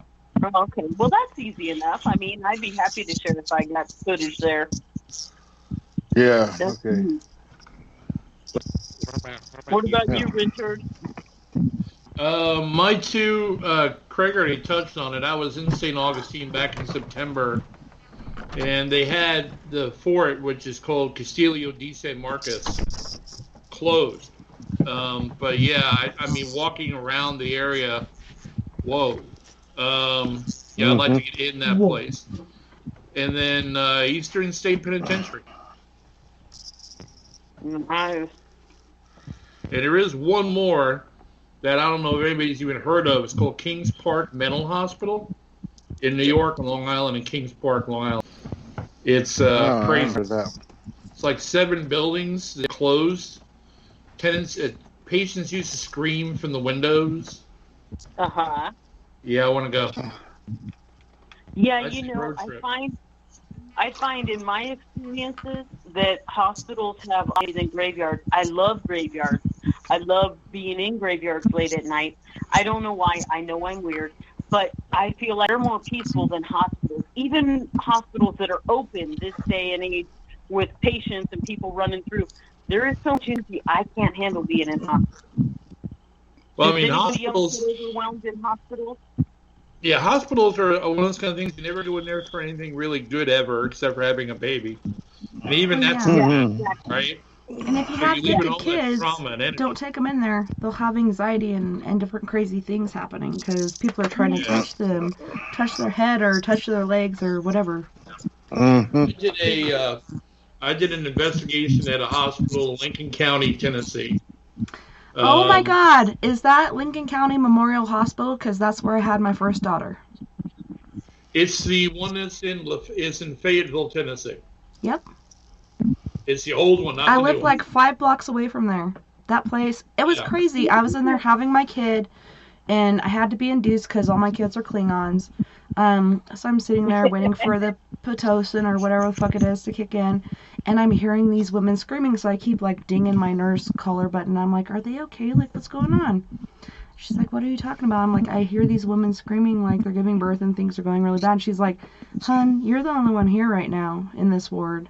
I'm like, are you fucking serious? Like, I'm hearing chicks screaming, giving birth, like the most horrible, panic running, like, this is my first kid. I don't want to hear this shit.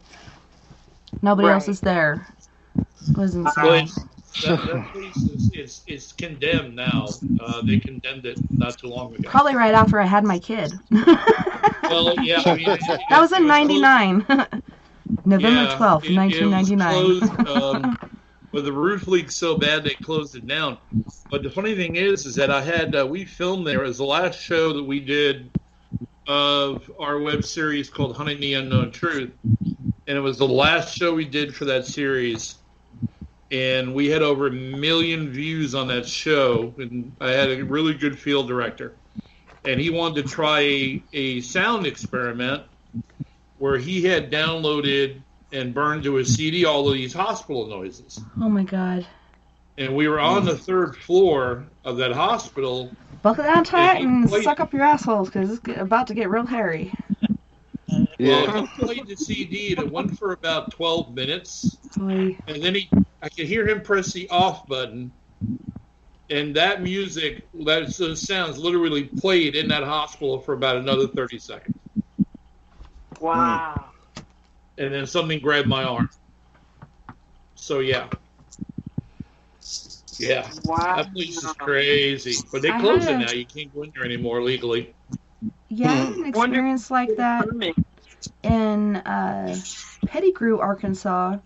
We went to the Pettigrew battlefield site, and we decided after a couple days, we went for 3 full days, but after a couple days we decided to do what you said, play music or play soundtracks of sounds that would be happening during this time. So we have cannon fire, people screaming, gunfire, different things like that, like people screaming orders, so on and so forth.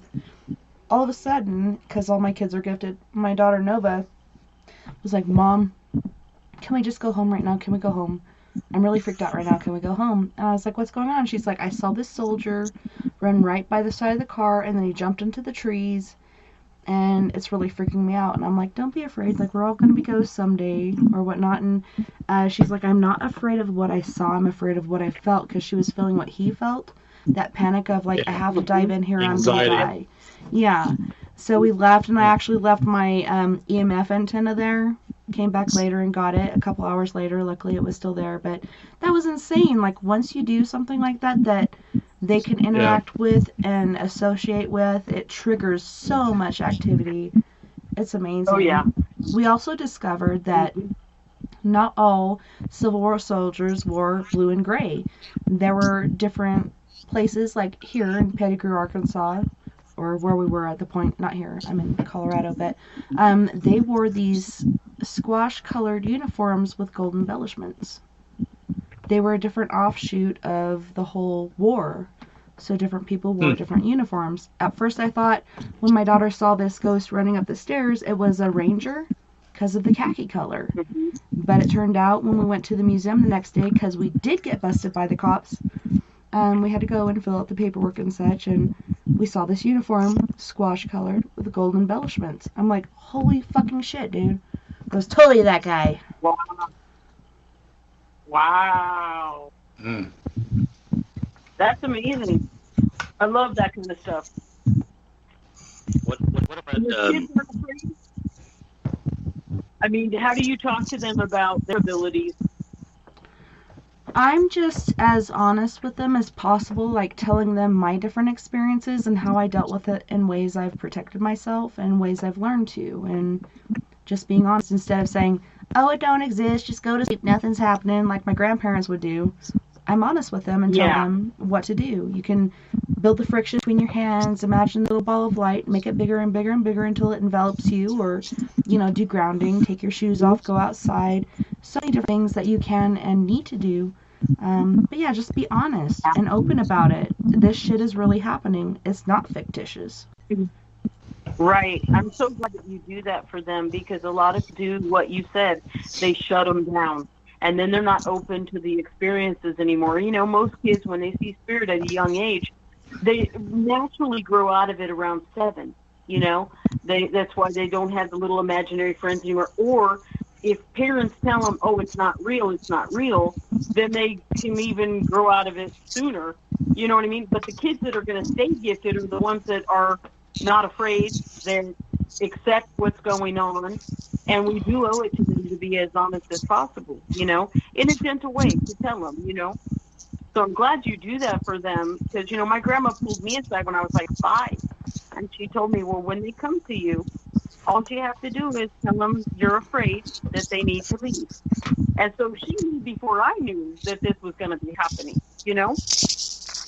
Yeah, like you said, some kids, the grandparents or parents will say, nothing's happening, just go back to sleep. That can cause it to go away, or it can cause what I call paranormal PTSD, and I do believe it exists. That's why my bedtime is usually like 4:30 or 5 o'clock in the morning. I'm a night owl. I expect things to happen at certain hours, so I can't sleep. My mind is so active until that point, I can't go to sleep no matter how hard I try or how tired I am, unless I'm real sick. If I'm real sick, I can sleep for days. But otherwise, I can try my damnedest to sleep, especially these days where it's go to bed, go to work, wake up, go to work, go to bed, go to work, wake up, go to work. Can we have a motherfucking break already? It's been almost a year. Can we have a break? That'd be nice. Yeah. Like that. I think a lot of us that are sensitive and have abilities and are empathic are night owls. I think that's one thing that a lot of us have in common when we have these certain abilities. I know a lot of people like me, and we are all night owls. It's just harder for us to sleep at night, Mm-hmm. Yeah. And then with everything going on in the world, doesn't help. Yeah, What about you guys? I try to take the high ground and do counseling and try every avenue I can to, save certain things. And she's like, well, how about you try going to bed at a certain hour or waking up at 8 o'clock in the morning? And I'm like, bitch, I've been to school a lot of my life. I've been in the military a lot of my life. I have wake-up times. Doesn't fucking matter. I still go to sleep late. It does not matter how many times I change my schedule. You want to try it again? Like, this time will be the major thing that actually makes it happen. It's not going to happen. I know this. I'm going to be 42 on Thanksgiving. So I think I got this down already, right? Yeah, happy birthday. Happy birthday. Well, thank you. That's a good age. I bet you look 32, though. She does. She's really pretty. Yeah, I was thinking 28. 27. Oh, thank you. That's what I was thinking. There's something about when you hit 40, though, that kind of is scary for us women, But I think there's a lot of affirmations where you're like, yeah, that's what's been going on. I knew it all along. Now I got to do this. Mm-hmm. It's the hard part of doing that. Getting into that part. Hoy vey. I'd still card you if you came in my bar. Yeah, I get carded a lot. I'm like, here you go. Or they'll say, what's your birthday? 11/26/78. All right, you're good. You'll appreciate that shit when you're 50, trust me. Mm-hmm. Yeah, I do. you do. Even still Trust me. today. Man, So I what do we just hope do, I you can make it to guys? 50. Right? I don't know. I'm too tired. Yeah. All I have to say is, if you start to have to wipe my ass or feed me, just take me out to pasture and shoot me, and we'll be all good, okay? We'll both be happy. We won't have to suffer through that shit. Just take me out to pasture, have me look at the clouds, and shoot me in the head. I'm good. If I went by that shit, my wife would have put me away a long time ago. I thought that actually happened to me for the last year no. and a half. So. Oh my. Oh my goodness, you guys are too funny. Hey, this shit happens. Well, Yes. we talk about we're basically hell on earth right now. That's how a lot of people look at it. For me, it's like life is left, and as a teenager, I went through that shit and I tried to kill myself. Time was a charm. Quit doing that. Obviously, not to happen. I'm glad I didn't, because life is a gift, and there's a lot of people that don't live to this point, and a lot of people better than I that have not lived to this point. So you have to look at it as a gift and appreciate it, and we got to raise each other up. It's a hard fucking world. We got to help each other out. Absolutely. Eddie's going through everybody. We all have different lessons to learn while we're here. And so, it's never a picnic for anybody, really. You may look at somebody and say, oh, he's rich, he's got it all.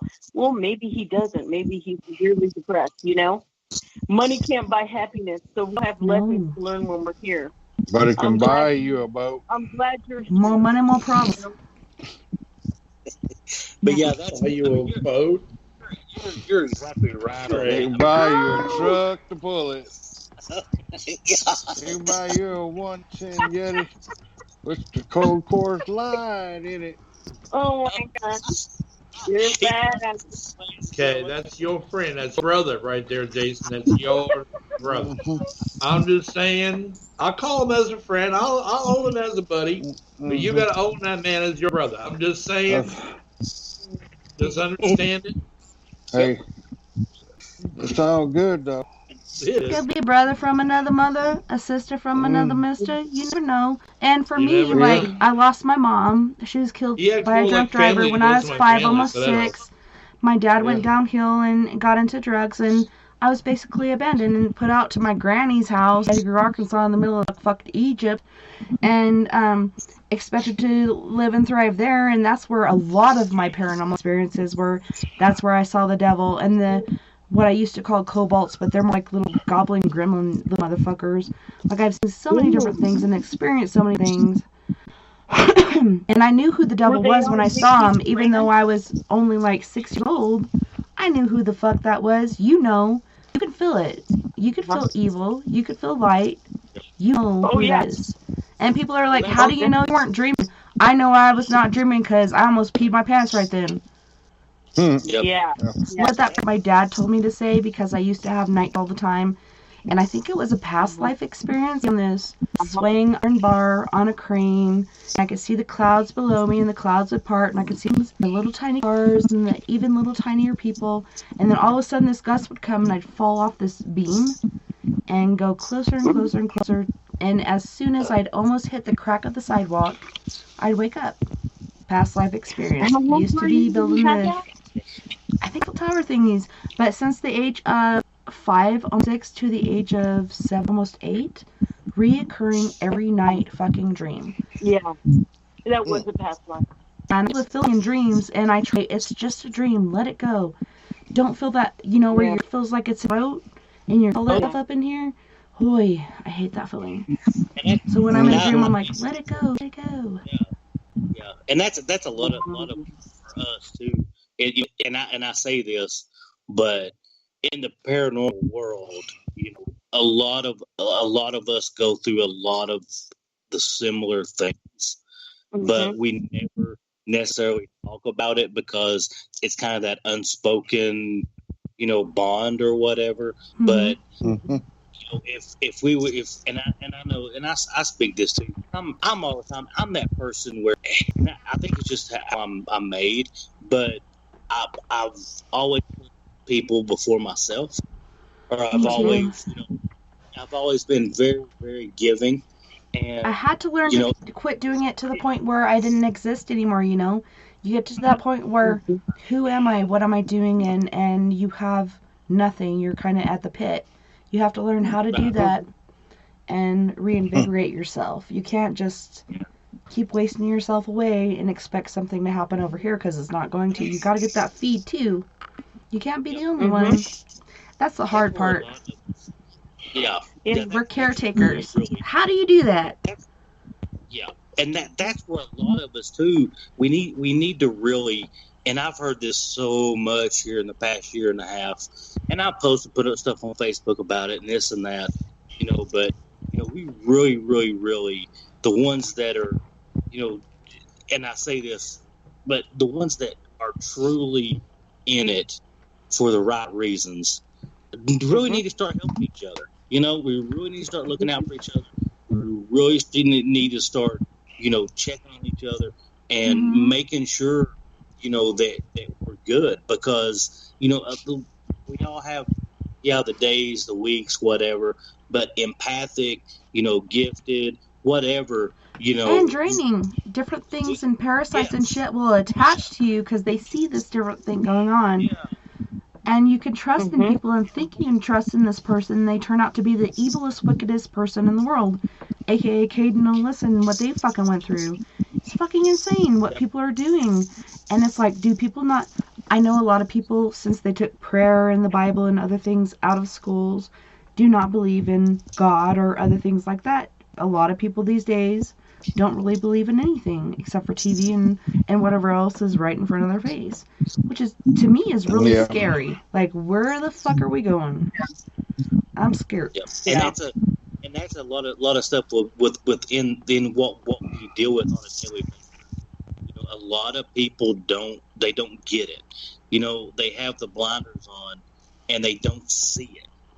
And I honestly think, and I feel this with my whole heart, that there are a percentage or a group of us that, we feel, see, hear, and we have all this anxiety, we have all this stuff going, and we can stand in front of people, and scream all day long what's going to happen, and they don't pay attention until it's done. It's over. And but we as a whole, I don't know. I have this like strong feeling, anxiety of we have to start checking on each other. We have to start thinking, we have to start being there for each other. Blood out of my face. You got a cat too? You got a cat putting his butthole in your face? Motherfuckers. They're so entitled. Like, you have to just sit there and let me put my booty hole in your face. Like, you guys even saw that over here. I'm like, can you believe this guy showing his booty hole? He's so proud. Yeah. She thinks I'm... Yeah, she thinks she's going you're to what? just lay down for the night. I hope so. He's checking on you? Mm-hmm. Oh, that's sweet. Yeah. Titan's over here on the other end of the couch, laying down. He's sleeping. So. It's all good. She's our black cat, our lucky cat. See, I do think black cats are lucky cats. Have you done any reading on cats and how magical they really are? Well, people say black cats are unlucky. I think they're pretty fucking lucky little critters. They are awesome. They're like amazing creatures. Yes. No, I haven't done any reading on them, but she's a good girl. Smelly cats, what are they feeding you? They can actually help you with spirit if you have a lot of spirit in your home. They kind of can and have the ability to kind of frighten some of them out, Well, Cats are that's pretty, good to know. pretty cool. Yeah, they're pretty cool. Kitty, soft kitty, little Now, you're ball. gonna put me to sleep now. Who's singing? That was Richard. He's trying to keep himself awake. Greg's about to pass out over there. He's lullabying this. Yeah. Yeah, Jason and I are taking odds of when it's going to happen. Jason's like, salute, It ain't gonna be too motherfuckers, much I'm out. longer, I can tell you Going to that. strip club. You bastards take care of yourself. Mhm. Bastards. Oh, am I raising Shitty my hand? bastards. What? You raised your hand to the strip club? Is that what you just did? Yes, I You did. rat bastard. See, he hit the strip club, and all of a sudden he's back in the conversation. Yeah, I'm just saying. Oh, he got a big old ass grin on his face now, shit. Yeah. Yeah. Send me some kaching, I'll show you the bling. He's like, what? Did somebody say strip? Who? Yeah, speaking of bling, I was looking for my big gold necklace. They took it off of me when I went to the emergency room, but I can't Motherfuckers. find it. Rat Bastards. bastards. Bloody rat Bet bastards. somebody kept that shit because it probably weighs about a pound. Fucking What the gold. But fuck? that's worth What about do you 3 need or that 4 for? grand right now. That's not bad. Huh? Because I needed it to hold my big No, not you. golden Like, why did cross. these motherfuckers need to take that from you and use that? Like, that's your shit. Why didn't they need your shit? Like, when my dad went to Denver, he's like, I gotta go get checked out for my liver. I'm gonna quit taking all my medications, which, if you know those Walmart big ice cream buckets, that is what his medication used to hold. And he's like, I'm not gonna take my medications, so that way they can see how bad off I am. I'm like, Dad, that's not good. Like, your body's gonna go into shock. He's like, I know what I'm doing. I'm smart. Whatever. He did that, and before he even reached the fucking hospital in Denver, which is only like 8 or 9 hours away, go on Blue or Greyhound time, even more. By the time he arrived, he was having not liver or, cirrhosis of the liver failure. He had kidney failure because his organs were used to putting these medications through, whether you're an alcoholic or a meth addict or a crack addict or a heroin addict, whatever the fuck you're taking. If you decide to quit taking it, do not do it cold turkey. Taper off, take less and less and less until you're off of it, because not only can it kill you as a person, your organs will go into shock and they'll be like, what the fuck is happening? And they'll shut down. Like, they'll be done. No more you. You're gone. Bye-bye. Your body can't handle that shit. You gotta taper off slowly. Wow.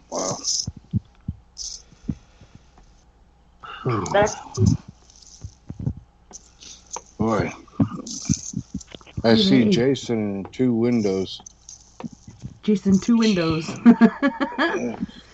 Yeah. Who's that guy? Jason's over. Have either of your parents visited you in dreams? Huh? Am I between the windows? No, you're over on the wrong side here. Oh, you're the one in the middle. Yeah. I'm on my phone. I got Teresa down here in the bottom. I got Jason up here. Yep. And over here's Richard.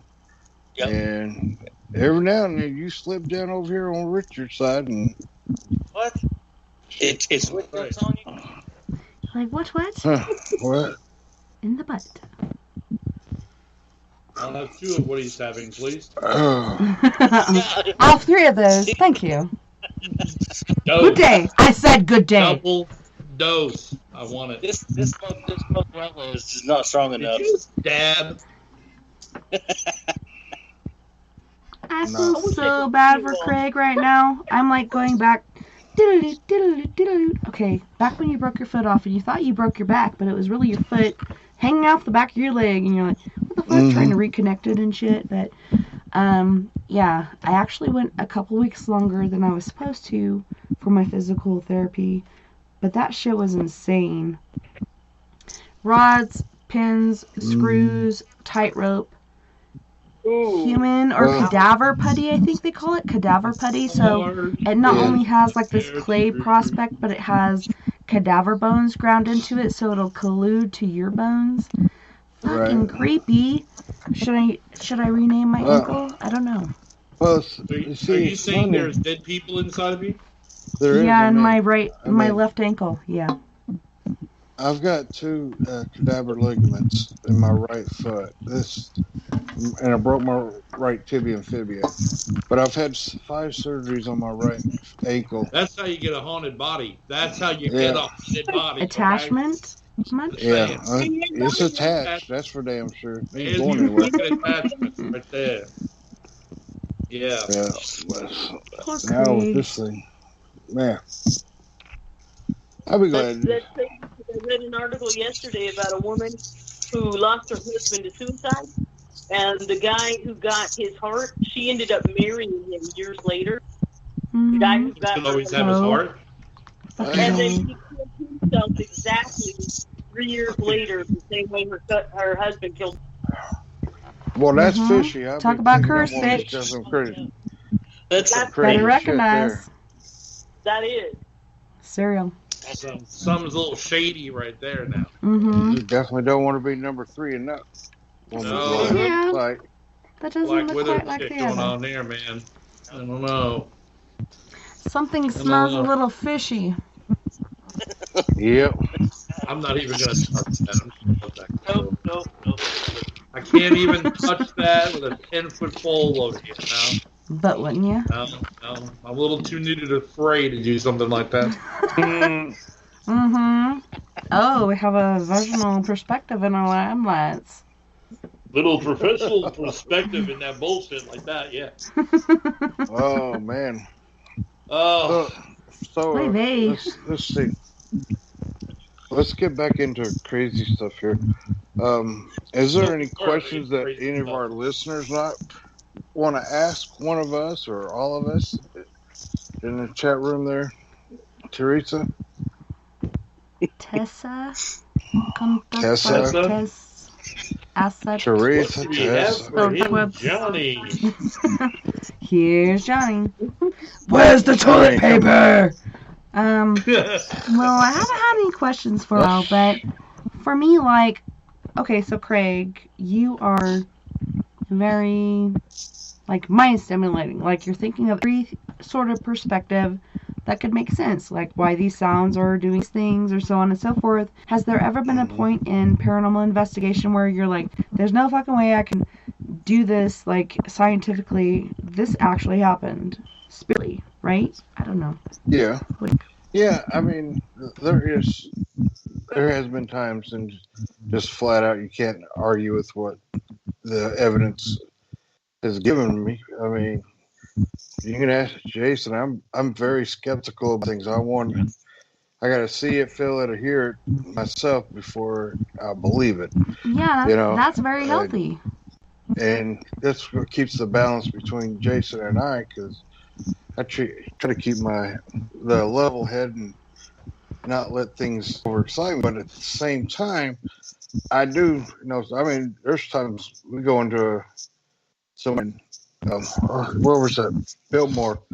We went into this one Biltmore's bedroom or something, Vanderbilt bedroom, and so we walked in there. I said, "There's something. You see something over there?" And look, he's like, "Yeah." And then I took a couple pictures over by a mirror, and in that mirror did catch a figure.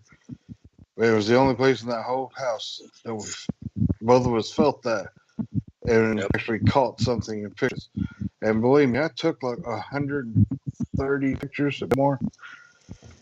I like to wear out my phone. Our battery died from all the pictures. But yeah, I believe there's things there, but I gotta see it, believe, feel it, just to understand it.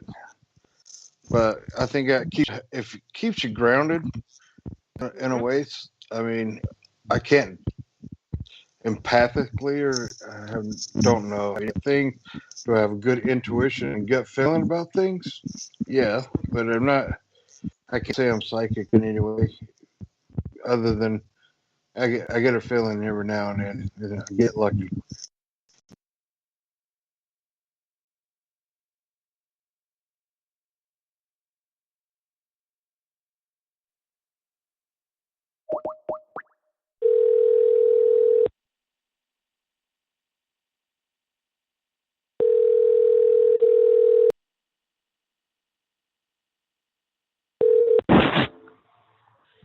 Hello.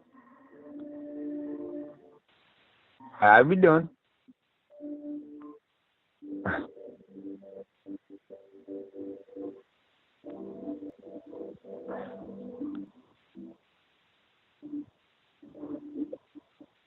Okay, 10-4. No problem. Yep, yes. Yes, ma'am. I see you. Over. No, I hear you. All right.